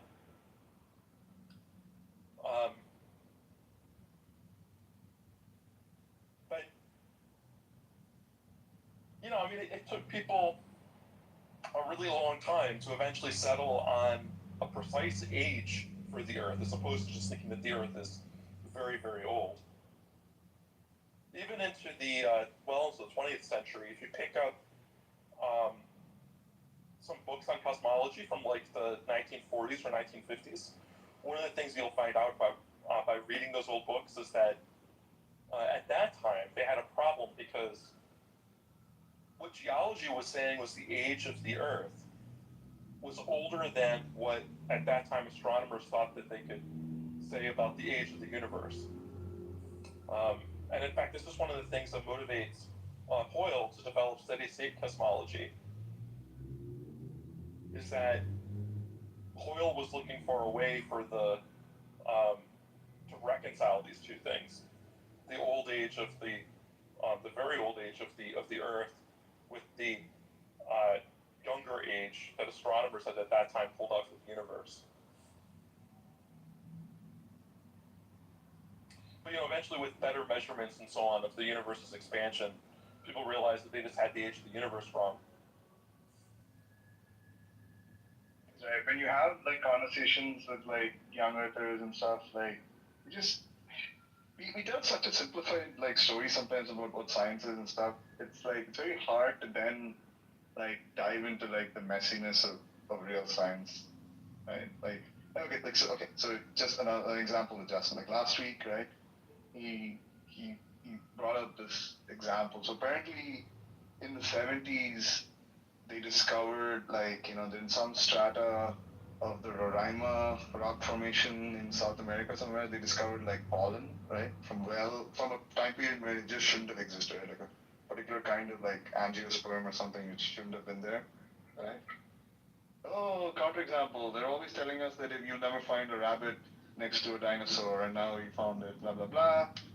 So, and you know, there's a paper talking about like whatever, like, you know, blah blah blah. It's all very respectable from the 70s, and there's actually nothing in the primary literature that's a response to this, an explanation of this. Right? The best I found was like a bunch of discussions on websites and like a Reddit post from a guy. I mean, he started with it was actually personally satisfying to me. Like his explanation was like, I mean, assuming his basic facts are correct, right? Like that. You know, the thing is that kind of metamorphic rock is the kind that, like, you know, that, you know, it would have gone through a period of like intense temperature and pressure, blah blah blah. You just wouldn't have expected. There was no way pollen would have survived, right? Like extended periods of time in that strata. Plus, like, there's good reason to think. I mean, there's good like sort of a priori, whatever you want to call it, like reason to think that there was a lot of like petroleum exploration and fracking, and pollen is actually really commonly used as some sort of, you know, for like some of these like early, like whatever, like injection things, right, that they do. And so it's and that's just is the best explanation, right? Like we don't have to like suddenly like, you know, turn like the age of the earth on its head just based on this one scrap of Yeah, I mean, right. I mean, it's still satisfying. Sometimes pollen inside a metamorphic rock, it seems like the best explanation is just contamination. Yeah, but then, you know, the problem is I don't have like, so his response is, oh, that's just a guy on Reddit, you know? I'm like, oh, yeah, but I mean, but look, we can just reason about this as, so if I'm working in a lab somewhere and someone comes up to me and says, hey, like this metamorphic rock has pollen in it, I mean, the obvious thing to say is that it's contaminated. Like, set aside the age of the Earth and just ask, is it plausible? Like, what is the most plausible source of the pollen in this metamorphic rock, even if the Earth is young? And then the answer is just that it's contamination, because, I mean, as you pointed out, pollen wouldn't survive the temperatures and pressures that go into forming metamorphic rock. I think, yeah, okay. Once you know that, once you establish that, and remember, it's still a guy on Reddit saying it, right? So, I mean, being adversarial, I'd be like, well, there's no reason to believe him. But like, okay, let's just say that we don't know that, right? Then it is like, if we're just like hypothesizing and saying, okay, we have this, now we've learned this data point, right, about there's fallout present here, it's not been gently predicted, where it's unexpected. Like, unless you're like familiar with the and unless you take a charitable reading of like the sheer magnitude of evidence in favor of old Earth, right? Right. Like, it's I mean, it's going to be hard to argue against like just saying, oh my God, this is like tossing the whole thing into doubt, right? Like, unless you've explained this and a few other scattered facts, right, like this, then we can't like be so confident. I don't know. Like, I like to use this counterexample of like how sometime in like, was it 2015 or so? Remember there was that Italian lab that claimed that they found neutrinos going faster than light, right? I think that happened at CERN, but yeah, I mean, so, this is, you have a very well confirmed scientific consensus, and then you find a single data point that may be contrary to that consensus. You want to check that data point very carefully. Yeah. And your immediate response should be like tremendous skepticism. Yeah. Like, far more than if like the kind of like, let's say that like your engine light is on your car, right? And you're like, wait, that can't be possible. I just bought the car, right? But I mean, the engine light is pretty strong evidence, right? But like the strength of the prior hypothesis that the Earth is old is much stronger than that, right? Yeah, it doesn't mean that the engine light comes on, right? Or at least, it would feel like if your engine light on, but you'd also, just had your car was thoroughly checked and the person that checked the car was tremendously trustworthy, and at that point the most plausible explanation is that your check engine light itself has something wrong with it.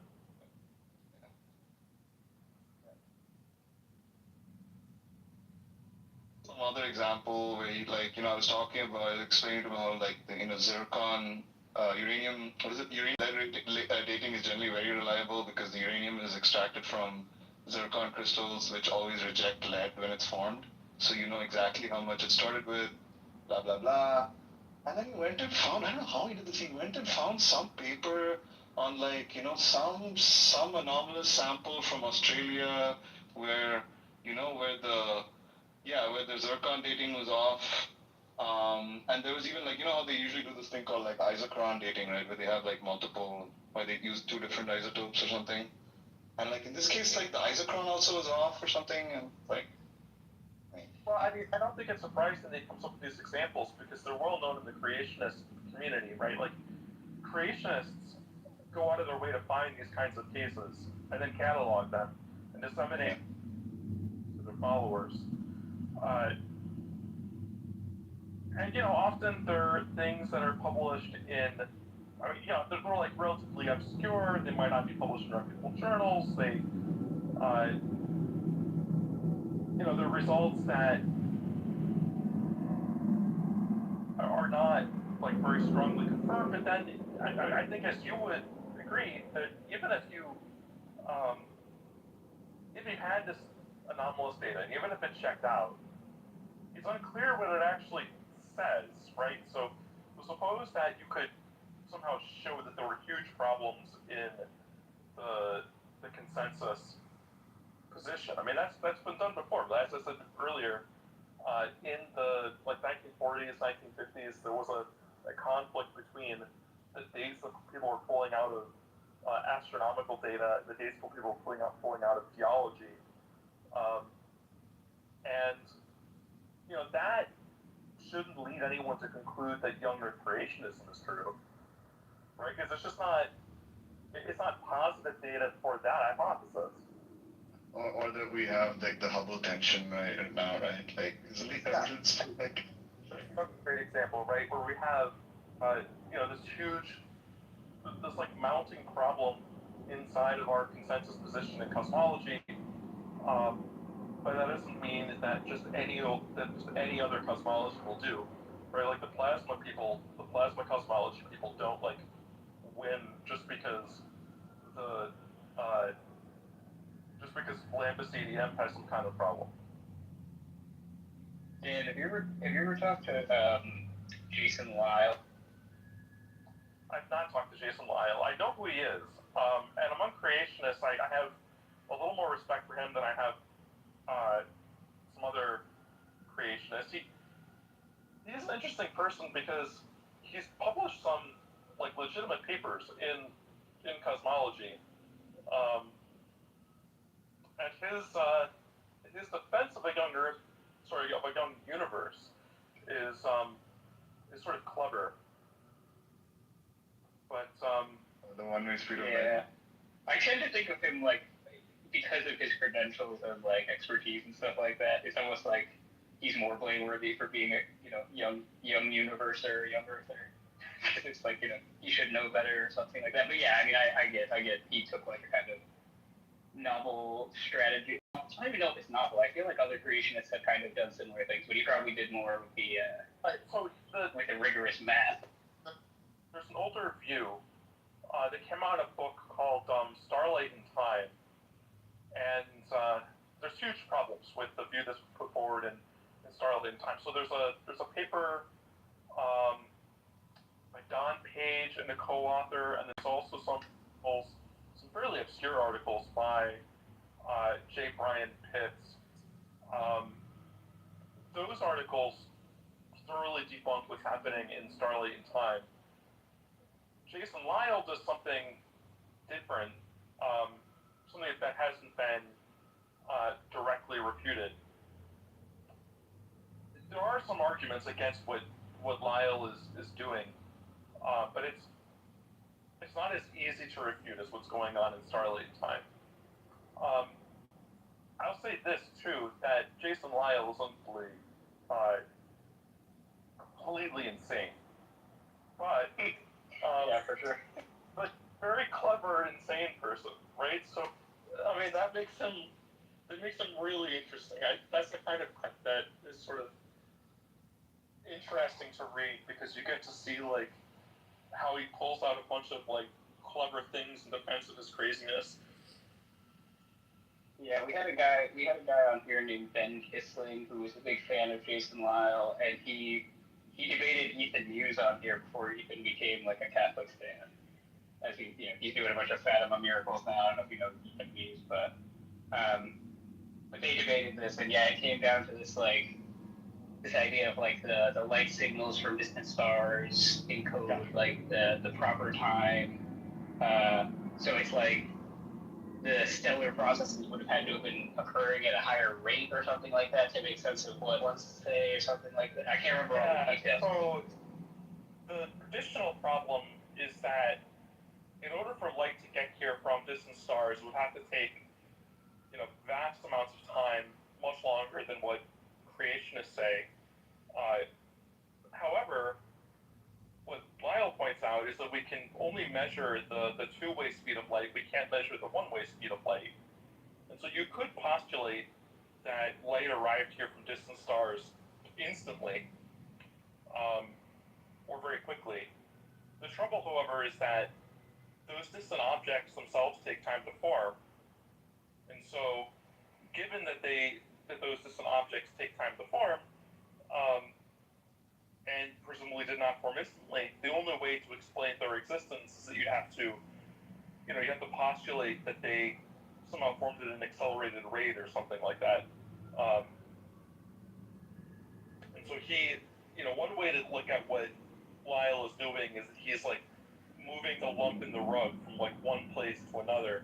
He gets rid of the problem with the light travel time, but then he's got this other problem with how long it takes for astrophysical structures to form. Yeah, it's such a strange.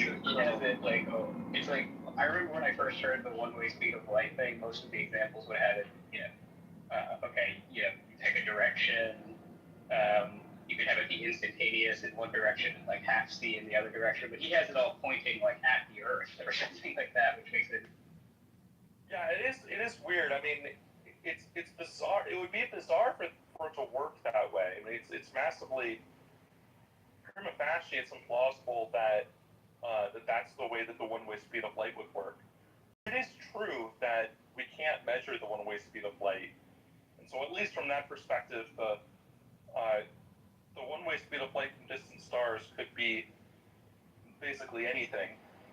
Wait, Gene, can I ask you a question? So how does he reconcile that lump of these like celestial bodies that emit this light taking time to form? Like, how does he reconcile that?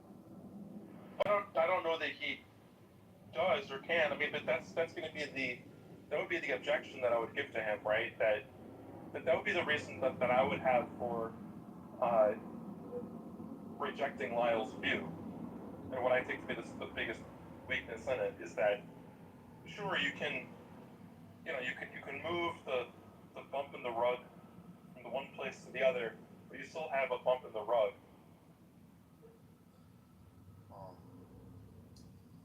I wanted to, is there any Christians here? And like, Gene, so you guys can answer too, since you guys talk about this.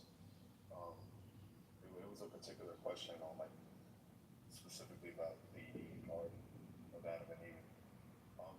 What information do we have on like the animals that existed in that point in creation? Like, were these animals like, what was like the anatomy, physiology of these animals? Because I've been talking to a few of like my religious friends, and we've been going back and forth on specifically about like God's morality. And then I had mentioned the point about like how could the creator be so good, but then designs these animals, or the design of these animals designs things in such a way where as soon as the fall hits, these animals are excellent predatory machines, and in parallel, the herbivores and animals that are not predatory were perfect at combating their predators. And like the contention is like, how could the goodness be like observed in his nature, but he takes this action of producing perfect killers and perfect defenders of killers before the fall even occurred. Right. The creationist view that all the animals in the Garden of Eden were herbivores. Right. You've got like even like an ant, like, okay, Gene, like what about like an anteater, right? Yeah. It has like no mechanism to be a herbivore. Well, that's right. Well, I mean, it's also like what the hell would a tyrannosaur use the giant teeth for other than cutting meat like that? Like I gave a couple of them the example of like the anteater is built in such a way where it can kill like I don't know how many ants it can eat in a sitting, but it can kill like about a couple 100,000 ants like within a reasonable amount of time, within a reasonable amount of time, within a year, or perhaps even a month, right? And then like how's that reconciled? Like I don't know if you guys know any particular explanations on this, but I always. I mean, I just feel like they can always appeal to like magic and supernatural nonsense. So it's kind of So the way that the place that they go with like sharp-teethed animals is that they try to say that they were for like cutting into melons and so on, which I mean is just kind of dumb. But I don't, what the hell would what the hell would the anteater do? I mean, I think that's a great example because it's like, that's the first thing that came to my mind. Like the anteater, like it literally just destroys entire colonies within like. They do insinuate there's some kind of anatomical change happening because like the serpent is like cursed to crawl on its belly, so like presumably it was doing something else before it. Yeah, that's right, but that's the only one. And if you go to like the Creationism Museum in Kentucky, they've got their mock-ups of the dinosaurs that were supposedly in the Garden of Eden. Well, I'm sorry. Did you see the location so I can like Google this, so I can like look at what you're talking about? You said where? What's that? You said a particular museum in the place. Oh, yeah, Creationism, Kentucky. Okay, sorry, continue. And they've got like animatronic dinosaurs there, where those animatronic dinosaurs have, they've got like velociraptors or whatever in the Garden of Eden, and they're, like Jurassic Park style velociraptors. So they definitely have like sharp teeth, claws, and shit. And second question, because perhaps I'm just not educated. Like, so you guys are telling me that these animals, these creatures that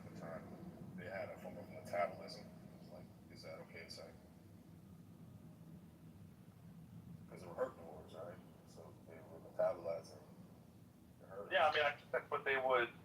I think that's what they would say, right? I mean, I think presumably the creationists would say that all these animals were herbivores and therefore were metabolizing plants. And do you think they could, like, so, like, do you think they can reconcile the idea of so, because obviously, I mean, like, biblical context that would support the claim that these animals change in physiology. At least. Well, like I said, the only one you really have is the serpent being cursed to crawl on its belly, and so that kind of seems to imply it wasn't doing that before, and like whether it had legs or wings or whatever. Like it's not, they don't tell you that, But I think from most of the Christians I've talked to who take this very seriously say that there was like a dramatic, change to the biosphere when the fall happened. So, like as far as I'm concerned, like kind of all bets are kind of just say whatever they want about this. Well, no, I mean the scripture says that all creation groans and it's came about on roses and they weren't prior, and that this had an effect to the whole earth. So I don't think that that's why I think a lot of Christians are saying, hey, this is what we'd expect. I think Dan is right. They're herbivores in the garden, and so I think there was a dramatic change to the animal kingdom. Did they have canine teeth when they were herbivores? I mean, I don't know.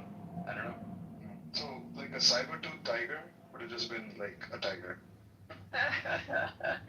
It would just be a saber tiger. Yeah. I mean, at the Creationism Museum, what they depict is that these animals have the same teeth and claws, but that they use them differently. Of course, not all. I would expect that not all creationists would agree with what's depicted at the Creationism Museum, and there's certainly no like scriptural support for either view. Right? What do you mean for either? Like, why can I not hold my presupposition that there was no change in the animal's physiology compared to them saying that there was a change of? We're talking about like tens of millions of types of animals. Which one do you think is more parsimonious? Like, I think that would be ridiculous to take the latter. Well, I think that this happened regardless, right? But if we're doing like this like fantastical world building exercise, where we just ask like, what does this text say? The text doesn't say one way or the other, and in that sense, the text doesn't support either hypothesis. I mean, I can imagine Christians going either way precisely because the Bible doesn't directly indicate. Wait, so Andrew, I have a question. What about like the prey? Like they have no real reason to change, but we understand that the prey animals that we have now, they have their defenses. Some animals are poisonous. Some animals are venomous. Venomous. Sorry, English is not my first language, so I apologize. And what else?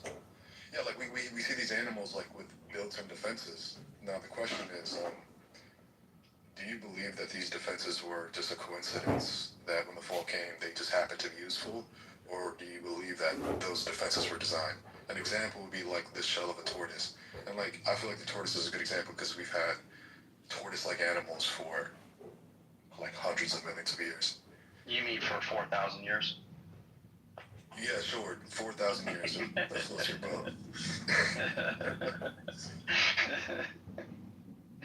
I mean, just like I think there's other clues in scripture to give you an idea. I mean, obviously, Sully could. I'll grant you why the predators have changed, or sure. I'll grant you. Love the prey. Yeah. Well, I mean, if you consider labor pains, death, and all of these things coming into,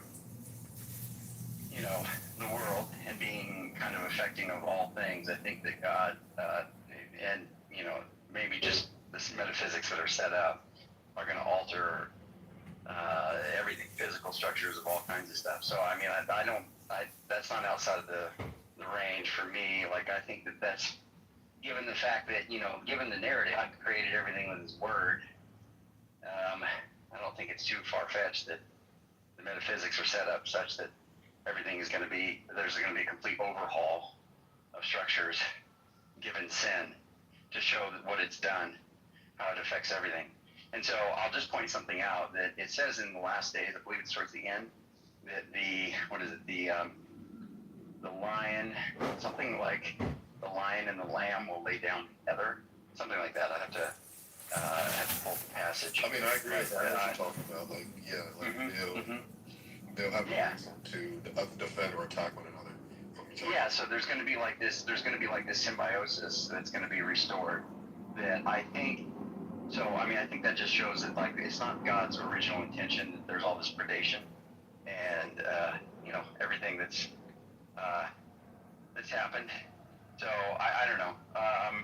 Yeah, I guess it would just have to be an unspecified change. Everything that's happened, like that whole Adam and Eve falling out, breaking apart, the mechanism such that it would just unfold that way.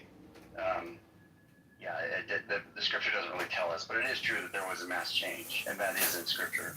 So it's not like an ad hoc thing, But yeah, I think that's right. It's the best I got for you, man. That's okay. Are you a leaning theist, Sam, or where are you at? Andrew, this is Samir. You know who this is. Yeah, Samir. I'm calling you Sam. That's why I said Sam. No, don't call me Sam. That's a girl's name. Oh, you don't like that? No. Oh, wait until Sam comes in here, the dude. He's gonna get mad at you. But all right. I'll apologize to him, but Samir. Sorry. I mean, dude, I was like a hardcore like Catholic. I used to like slam atheists like back then, like using like particular arguments, but I've changed over time. Yeah. Up here. What'd you say, G? Someone should invite Jack up. He's down in the audience.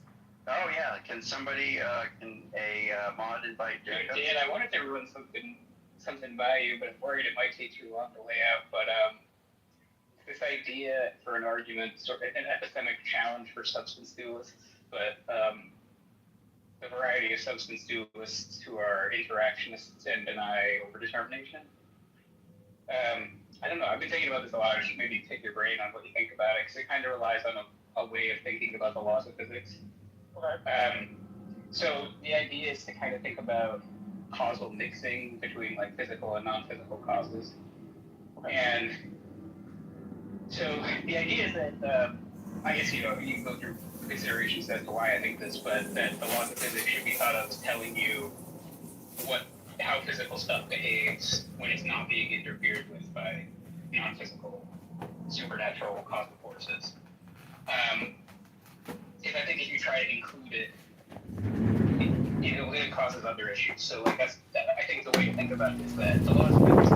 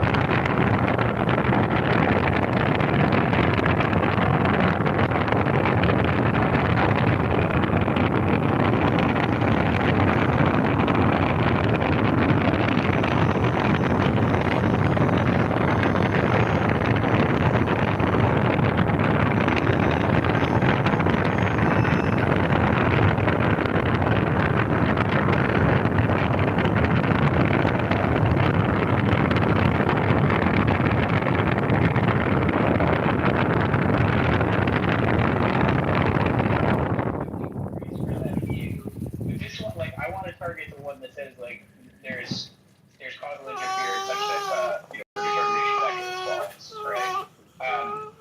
And the idea for them is to say like, okay, well, it's basically like an epistemic version of the interaction problem. It's like saying unless you can solve the interaction problem, then you're actually in like a skeptical quandary, because in order to confirm a physical theory, you have to be able to do this kind of isolation. And if you can't isolate it, then what you naively affirm could be the result of rampant interference or like middling interference, and you're not going to be able to tell the difference because all you can do is look at the physical behaviors that try to model it. Claim about interference is just overdetermination of what's going on. So, what I initially supposed we're talking about is this view under which physical causes underdetermine outcomes. Never had one lesson. And there's supernatural phenomena that invisibly Smith intrudes feedback. and produces the effect that we ordinarily take to be the consequence of physical phenomena. But actually, your description of the antecedent physical stuff is entirely sufficient. No. You were right the first time. I'm just contrasting it because I'm saying like there's two different types of like interaction of substance dualism. So there's the one where they say like causal closure is fine, overdetermination is fine, and then there's the other one where they deny causal closure and overdetermination. And so it's the one where they're denying it that's like the target of this like epistemic theory, because the idea is that it's like it requires an account of how much interference there is first, and like where it's operant, right? In order to then isolate. Is it playing the bagpipes? I'm confirming a theory. Where the fuck did Kitover learn to play the bagpipes? Yeah, I mean, I think. So look, we don't even need to talk about the supernatural here, right? Like we can talk about this entirely in physicalist terms, because you can imagine the following. Imagine that there's some physical phenomena that we ordinarily take to be the consequence of some fairly mundane physical causes, but now someone comes along and tells us, oh, I have a new hypothesis. You see, the physical causes that you take to be sufficient for this outcome is not truly sufficient for it. There's actually these. This is John Kitover, Chicago mayoral candidate, fighting for all of Chicago. We're fighting the affordability scam that Brandon Johnson keeps pushing on everybody. He is the scam. He's spending and grifting and stealing billions of dollars, either through tax credits or through grants. We have to resist this communist spending takeover. We have to protect the pensions and protect the city from crime. We have to defeat Brandon Johnson, Alexi, as well as Susan Mendoza, comunista feminista de Chicago. Because it's like, well, look, maybe if you didn't I'm going to dedicate this song to Officer Bartholomew. And this is the one that seems so natural. It'll be the worst bagpipes you've ever heard, because I've never had one lesson, but happy Friday night, Chicago. Go to ChicagoMayorVote.com. What this means is that so the laws that I think that there are not the actual laws, right? Like that's in effect what's going on with this particle case. That there's some set of empirical regularities that I believe in that are not actually don't actually obtain, because it requires this like extra outside ingredient. Maybe the way to frame it is to say like you have a bunch of empirical regularities, and then in the background you think there are both physical and non-physical causes. And so then it's like, okay, when I'm explaining the empirical regularities, like how much of that do I attribute to just the theory of what the physical does, and how much of it do I attribute to like the causal mixture? Yeah, I mean, I think the point about the particle case was that this doesn't require anything about the supernatural. This is just a feature of scientific confirmation in general that, I mean, so consider this case. Suppose that I walk into a room where there's a giant Never had one in lesson. this room, and I observed this machine for a long time, and there's like a chute at the end of the machine where marbles come out. And what I hypothesize is that there's a mechanism inside of this machine that produces marbles, and indeed if I look inside the machine, I see like a bunch of marble-producing gadgets, whatever.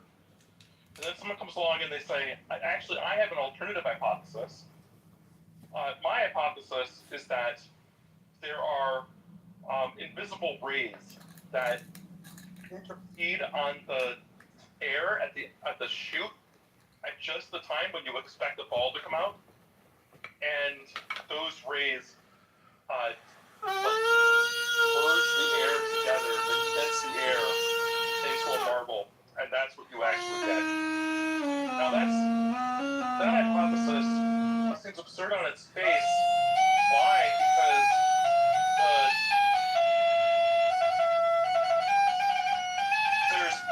what it requires is that, like, when you see the mechanisms working inside the machine, those are the times when the rays intercede at the chute. Right? But why should there be this correlation between the machine mechanism and the rays? Right? Let's just have internal tension in this alternative hypothesis because it requires this like crazy correlation. Likewise with the dualism in question, what it requires is that, okay, we've got a whole bunch of like neurophysiological phenomena that is very strongly correlated with, external behavior of human beings and so on. You could postulate that there's some missing ingredient that we don't observe but that's perfectly correlated with all this neurophysiological stuff. But now the question becomes, why is that, like, invisible supernatural soul stuff or whatever perfectly correlated with all the neurophysiological stuff? Because theism is true. Sure, yeah. I mean, I guess I take your point. I think I should probably think about it a little bit more, but maybe this like illustration will help like get the idea that I'm playing with. Yeah, so like the cream and coffee example, like Sean Carroll gives it all the time for like entropy theory stuff and stuff. Like if you have half cream, half coffee, and then you mix it together, there's like complex swirls for a little while. Yeah, no, I know that example well. Yeah, so like when I think of causal mixing, I'm kind of thinking of it like, okay, imagine if you could only see what the cream was doing, right? So you get all these crazy complex swirls of cream, and it's like you can't see the coffee. So it's like there is this causal influence happening between the two, but like you're just looking at the cream, and it's like you could think, okay, yeah, I could have a theory. But wait a minute, we have that. We have cases like that already. I mean, we don't have to. No one directly observes neutrinos, right? We indirectly observe neutrinos in a kind of like really elaborate and roundabout way. In fact, it's much more roundabout than what's required for, if you can only see in the coffee and cream case, you can only see the one colored blocks and you couldn't see the other ones. In that case, you can infer the existence of the other ones because there are gaps, right? Where the other, like if you only can see the white ones, there's black. There's gaps where all the black ones are. With neutrinos, it's much more indirect than that, and yet we can still infer their existence. Sure. I think the dualist person in question thinks we can infer the existence of this non-physical stuff as well. But like, the way I'm thinking of it is like if we look at like the state of the creed at one time, and then the next time, and so on, and then like you could have a theory that predicts those states in that sequence that makes no mention of the time. Right. Well, I don't think so. I mean, I think what you would have is a theory that's isomorphic to the one where you have the two colored blocks, and so it turns out just to be mathematically equivalent.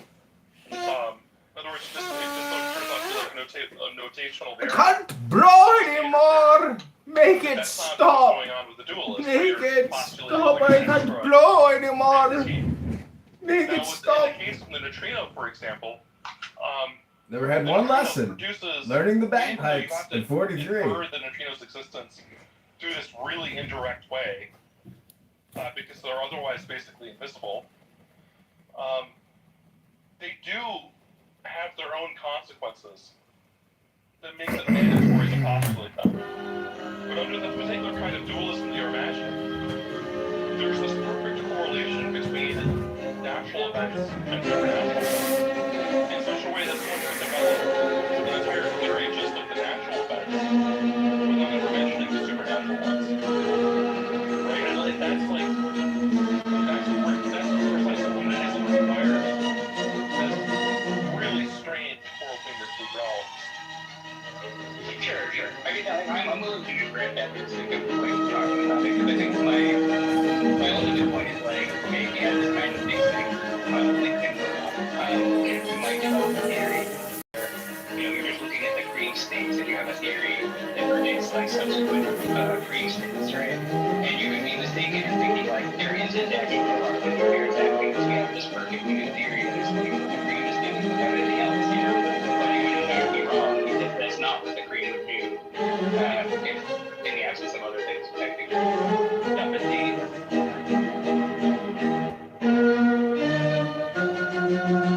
in the case of the coffee and cream, again, if you only were looking at the green particles,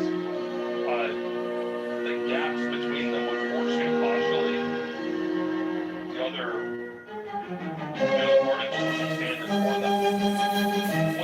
In the case of dualism, the particular kind of dualism you're imagining is much more like a case that Feynman talks about when he's thinking about gravity. So Feynman imagines an alternative to Newton's atomic gravity, where what's responsible for the force that pushes planets around the sun are invisible angels that float out there. Now, in that case, you can imagine that, had the angels not been there, then the planets would have, grayed out their way. They would have right orbits. Right. But the thing is that you could explain the planet's motion with a much simpler theory. Just having a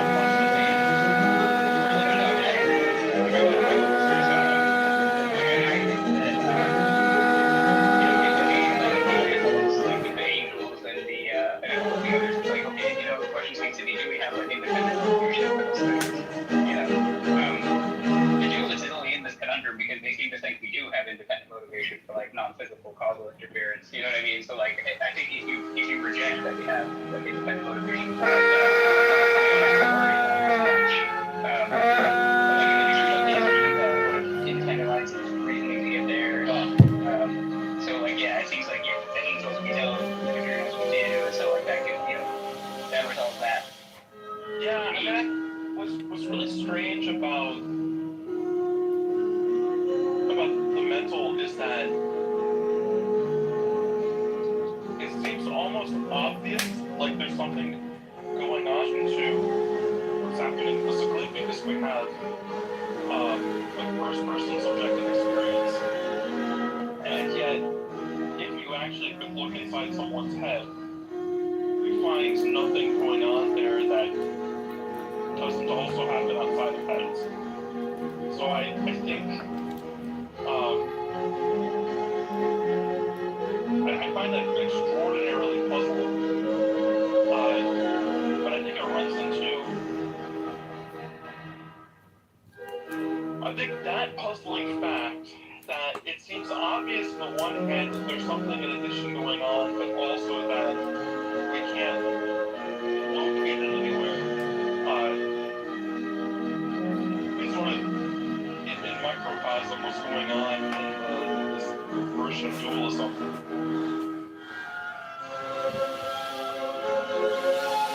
Yeah.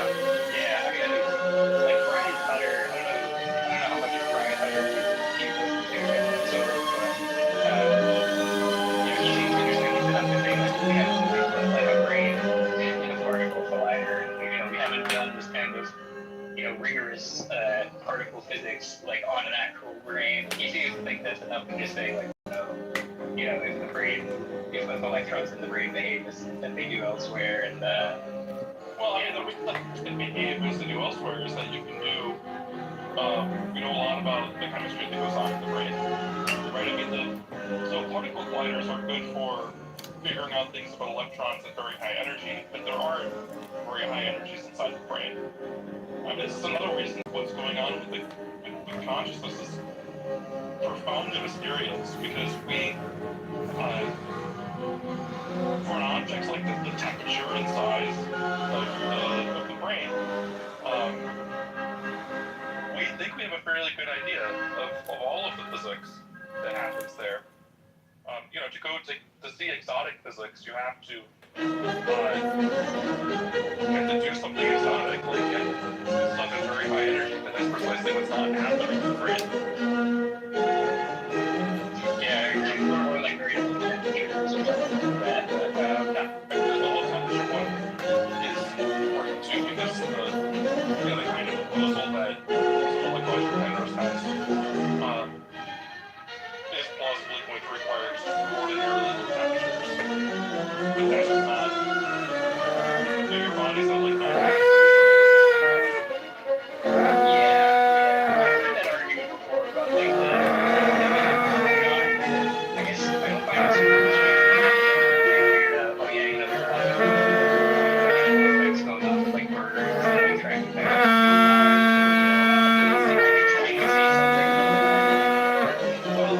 something. Well, I guess this would be a wall-mounted piece of art, I suppose. So, for example, the fact that I don't well for the bed that I'm sitting on right now is entirely due to the fact that it's entirely due to quantum mechanical phenomena. It's due to, for example, the Pauli exclusion principle, and it's the fact that my bed has thermal properties that it has. That is basically the term of its heat capacity, but the heat capacity of various objects is what it terms quantum mechanics. And in fact, in relativistic quantum mechanics, to explain the fact that Mercury is a liquid Earth temperature, you also need relativistic quantum mechanics to explain the color of gold. What's going on with Penrose, though, so it's not just the quantum mechanics is being postulated to play some role. Undoubtedly, quantum mechanics plays some role because chemistry plays some role. I mean, what everyone should agree upon is that whatever's going on inside of the brain has some relationship to chemistry, and chemistry is played in terms of quantum mechanics. So in that sense, the brain is sort of trivially quantum mechanical. He's saying there's coherent states. That's right. Yeah, and well, he's saying more than that. He wants to invoke a quantum gravity theory. Yeah, for sure. I think he has a wrong interpretation. I actually got to see, you know, Brian Keating. He used to go with Brian Keating. But Penrose was on his like podcast, and I got to ask a super chat question. I asked him, like, you know, do you think something like Orkor would work if Many Worlds was right? He was just like, I don't know, I don't understand Many Worlds. I'm like, okay.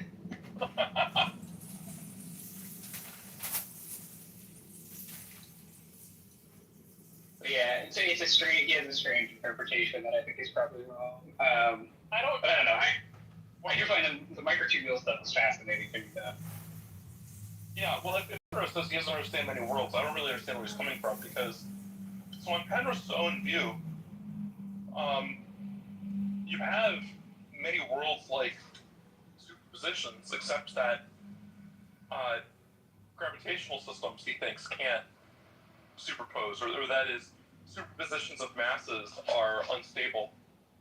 And so you get spontaneous wave function collapse, he thinks, because of gravity. But then that means that prior to collapse, you just have many worlds, right? So it's like, so his view, in some sense, is just a modified version of many worlds. And so I don't know how you can say he doesn't understand it. Yeah, I do think that's a weird issue. That I love Sean Carroll, so like I probably absorb a little bit too much Sean Carroll content, but the way he always puts it is that every other interpretation has to like get rid of the state, or at least like, you know, one of the states that's in a superposition, you know, and they just disappear from reality. Yeah, no, Sean is great. I have drunk the sacred wine that Sean puts out. Yeah, he's quite good. I like when he does these solo podcasts too. I was listening to what he was doing about the cosmological constant the other day, but I still haven't finished all of them. But yeah. Oh, have you ever considered debating Luke Barnes, or have you? I've not debated Luke Barnes. People keep asking me to do it, but I haven't worked very much on fine tuning. I've been doing a little bit of work lately, trying to get into that, but I think to debate Luke Barnes, I would need to do a lot of prep. Yeah, that's fair. I emailed him to ask him because I realized, like, it was funny because I had kind of stumbled upon this cosmological constant stuff, and then I heard you talking about it at one point, and I was like, oh yeah, Dave's on the same page as me with this, because I emailed Luke Barnes to, like, ask him, how are you getting these numbers? Can you, like, walk me through it? And he is just getting it basically from the Planck vacuum energy density, calculation, and it's like, okay, but like, why are you taking that so seriously as to say, like, this is the true possibility for the cosmological composition? Right. Yeah, I mean, well, weird because recently I had a exchange with Philip Goff. It was in a Q&A on a thing that a friend of mine put together, but and I brought up this point with Goff, and he said that he had previously asked physicists that he knows about this, like Luke Barnes, and they had told Goff that I was wrong about this, and I was just like, well, there's no way that Luke said that. So like while Goff was talking, I like pulled up a paper that Luke Barnes and Goff had recently co-authored, and sure enough, within that very paper, in the section that presumably Barnes wrote, it says exactly what I would say about the cosmological constant. Yeah, I was there for that. That was beautiful. That whole takedown of Goff.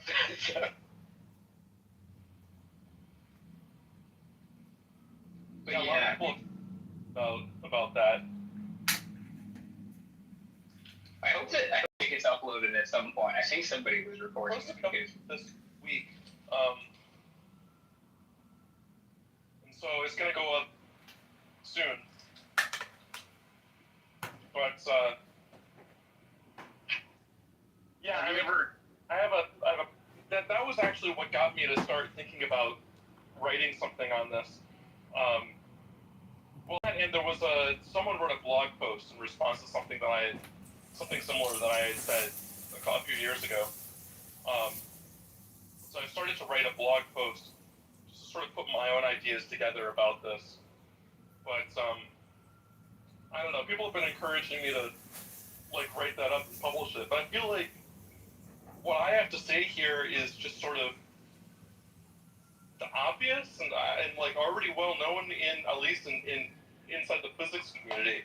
And so maybe what I should do is write something that's like just like specifically for philosophers of religion to be like, hey, like here's a bunch of distinctions you should be at least paying attention to. Yeah, I mean, I think it would be useful. I think there should be some crossover between the philosophy of physics and the philosophy of religion if they're going to be doing this, this kind of appeal. Yeah, well, what's funny too is that, I make a big deal about the fact that there's these two senses of the phrase fine-tuning. But if you look in the physics literature, what people now call fine-tuning for light, those were originally called anthropic coincidences. And so if you go back to like the literature from the 1970s or before, people were not talking about fine-tuning for light. And then at some point, maybe like in the late 70s or into the 80s, something like that, they start using that fine-tuning for life language. Yeah, and I think at that time too, there was, for a long time, the kind of fine-tuning argument was around the idea that the discovery was that the laws are stringent and that the range of the light permitting range is narrow. but they seemingly have like moved on from that. You know, this kind of like stringent versus lax laws stuff. Yeah. And so now it's like this Bayesian formulation of it, where it's just like, oh, you know. Well, they had a Bayesian formulation of some kind in the 70s and 80s. There's a whole bunch of papers that Weinberg published that approach the fine-tuning of the cosmological constant from a Bayesian perspective. But I don't think anyone like reads that stuff anymore. I mean, it's nor do I think many people read the older coincidences literature. You know, the reason that they called it the anthropic coincidences was that there was a broader coincidences literature that had to do with like taking kind of like numerological look at our fundamental physical theories. For example, Dirac had this thing called the large numbers hypothesis. Doesn't really have anything to do with fine-tuning for life, but it does have to do with like strange numerical coincidences between various physical constants. And it was that sort of the stuff that it's one of the ancestors to today's like fine-tuning discussion. You know what seriously reminded me of the fine-tuning stuff? And I actually have Mike here, and I know Andrew wants to talk to you as well, but you know Avi Loeb with his like 3-eye atlas, this alien spaceship routine? It reminded me so much of those design arguments, because he's just like, oh, you know, it's coming in at this angle, and of all the angles it could have come in from, this is really unlikely, and it's like, it's passing by 3 planets kind of closely. That's and all hilarious. It reminded me so much of this fine. Yeah, well, I mean, I think they are exactly parallel. Right? I mean, it's like, it's a kind of design argument. Anyways, I'll shut up. I appreciate talking to you then. Yeah, Andrew. No, very good. Go ahead, Deepak. I have a way of like settling this fine-tuning conundrum once and for all. You just take all the fine-tuning constants, right? They just like line them up. It's something like 30 or something, and that should be enough for this. And then you just verify if Benford's law applies to them or not. And if it does, then it's random. Otherwise, it's been fine-tuned. Well, I wonder if that's ever been done. I mean, I don't know if that would really. I think it was a joke that you were making, but I do think it would be. I don't know what it would tell us, but I think it would be interesting if someone did that. Well, I don't know if 30 numbers is enough, but what's Benford's Well, you law? have a whole bunch of parameters that you could take, right? So you can take like all of the different masses, and then there's a bunch of cosmological ones. I was just thinking of the standard model as like 20 something. Yeah. There's a bunch more, yeah. Right. But then you also have like things you can compute from those quantities, like the ratios and so on. Yeah, I don't know what you need for Benford's law. Deepak, would you like to confess to Dan what happened with you, Bob? What happened with me? Do you want to tell him what you said? There's a 20% chance that it's correct. Oh my God! I said there's a 20% chance. There's I think 20% is probably an overestimate, but all I meant is there's a non-zero chance. Oh my God! Deepak, no. No. You stick with your number, or you keep it close to that. Don't tell me non-zero. Yeah, because so now that I'm a theist, I guess I have to not revise my views anymore. That's what theism entails. But I said that there's a 20% chance that there's some sort of aesthetic deist kind of god or something, like non-interventionist, maybe created the world and like walked away. 20%? Can you believe that? Dan, how crazy is Deepak? I mean, how gullible do you have to be? What do you think, Dan? There's a paper from the American Journal of Physics from 1991 on called Benford's Law and Physical Constants, the distribution of initial digits. Yeah. From 1990. Okay, who's the author? It's by Burke and Kincannon. Here, I'll put it into the chat. What is Benford's Law? It's a statement that it's this observation that let's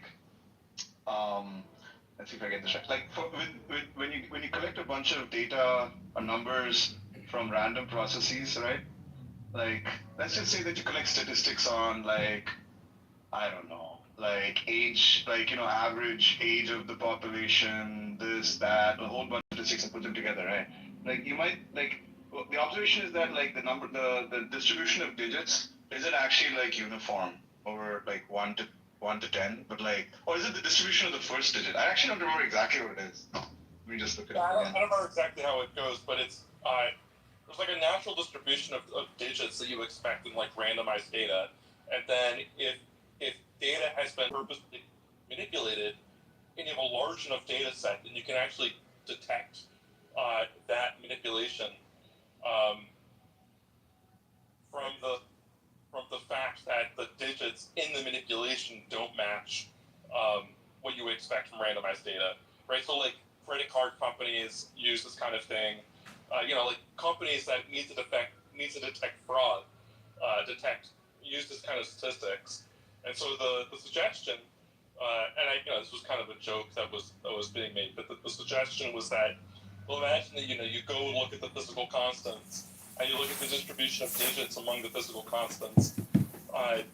Suppose that it turned out that the statistics are what you would have said were the result of interference as opposed to randomized processes. In that case, you might suggest that the universe has been tampered with.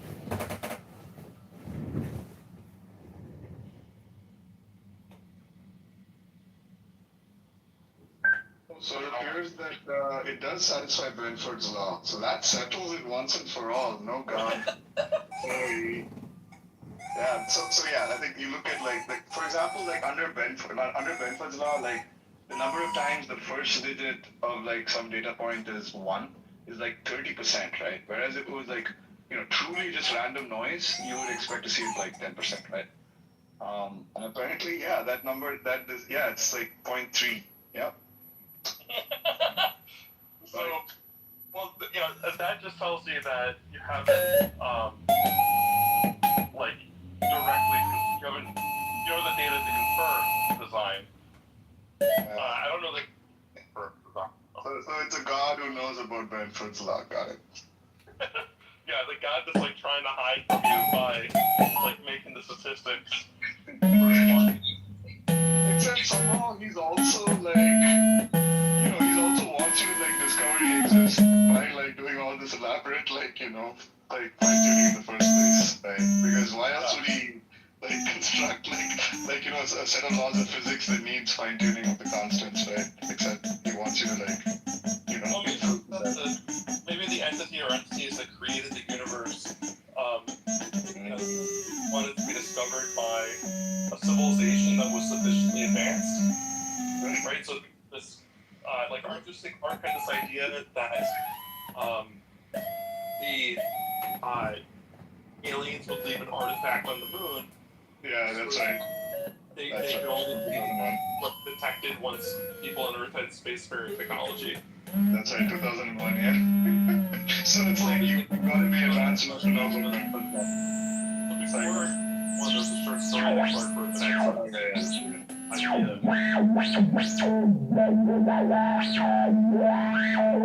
actually two short stories. One was about the one where the primates discover the thing, right?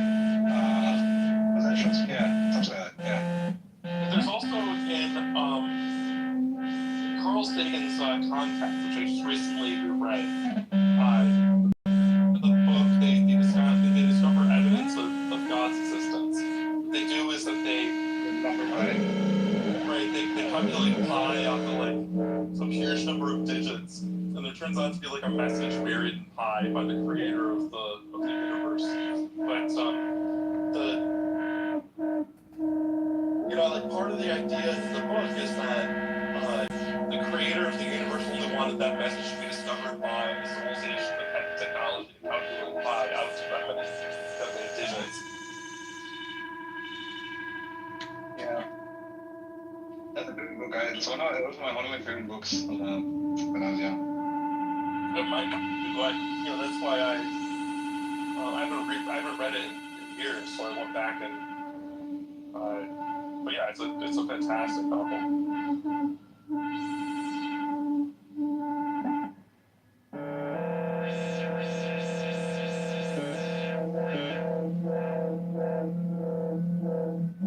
Have you debated Michaela has some. I'm not even trolling you. Like Michaela has some thoughts on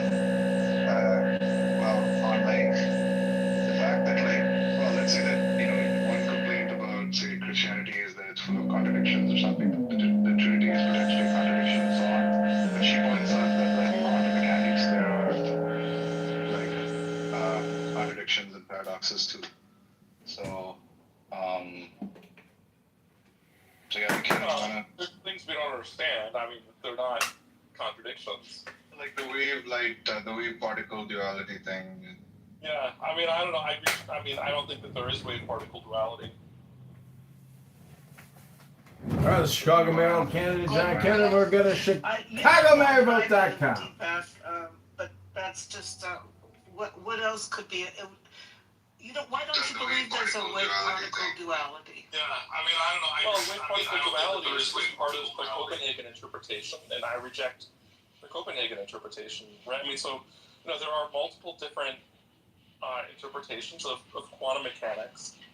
The one that includes wave particle duality, that is the Copenhagen interpretation, is widely seen as being incoherent, and I mean, the three superpowers. If we were to relate this to theology, I mean, I guess if it's true that the Trinity is contradictory, and I don't know that it is true that that's the case. Paradoxical. So if it's true that suppose, for the sake of argument, that the Trinity was contradictory, and that some other model, some non-Trinitarian model, was not contradictory. In that case, I think we should just go with the non-Trinitarian model. But I'm comparing it to physics, where you've got contradictory models or whatever. No, are you just saying because it's contradictory, you don't believe it? No, I mean, so look, so undergraduate quantum mechanics, the Schrödinger equation and so on, doesn't have any contradictions in it. Now, you can append some additional postulates to formulate something called the Copenhagen interpretation, and then you get something that's very difficult to make any sense of, and that's where we get this business of a wave particle duality. But if you look at alternative interpretations of quantum mechanics, so for instance, if you look at Bohmian mechanics has waves in it. It's got particles in it. But the thing that's the wave and the thing that's the particle are not one and the same thing. They're two distinct entities. And so there's no paradox there. What about spooky action at a distance? Well, have these, different, you can look at how different interpretations make sense of the fact that you have correlations at a distance, but a correlation at a distance is not a paradox. That the entanglement goes fast, is instantaneous, no matter how far apart the two particles are? Well, no, the correlation is instant, but that doesn't mean that there's any physical influence between them. Now, well, what causes it? Well, I don't know what you. It doesn't really seem to me like a sensible question. It sounds like a mystery. No, look, there's more ways of explaining something than than to posit a cause. Oh. Well, how would you describe it? How is it, how would you describe it, Roger? Well, it depends on the interpretation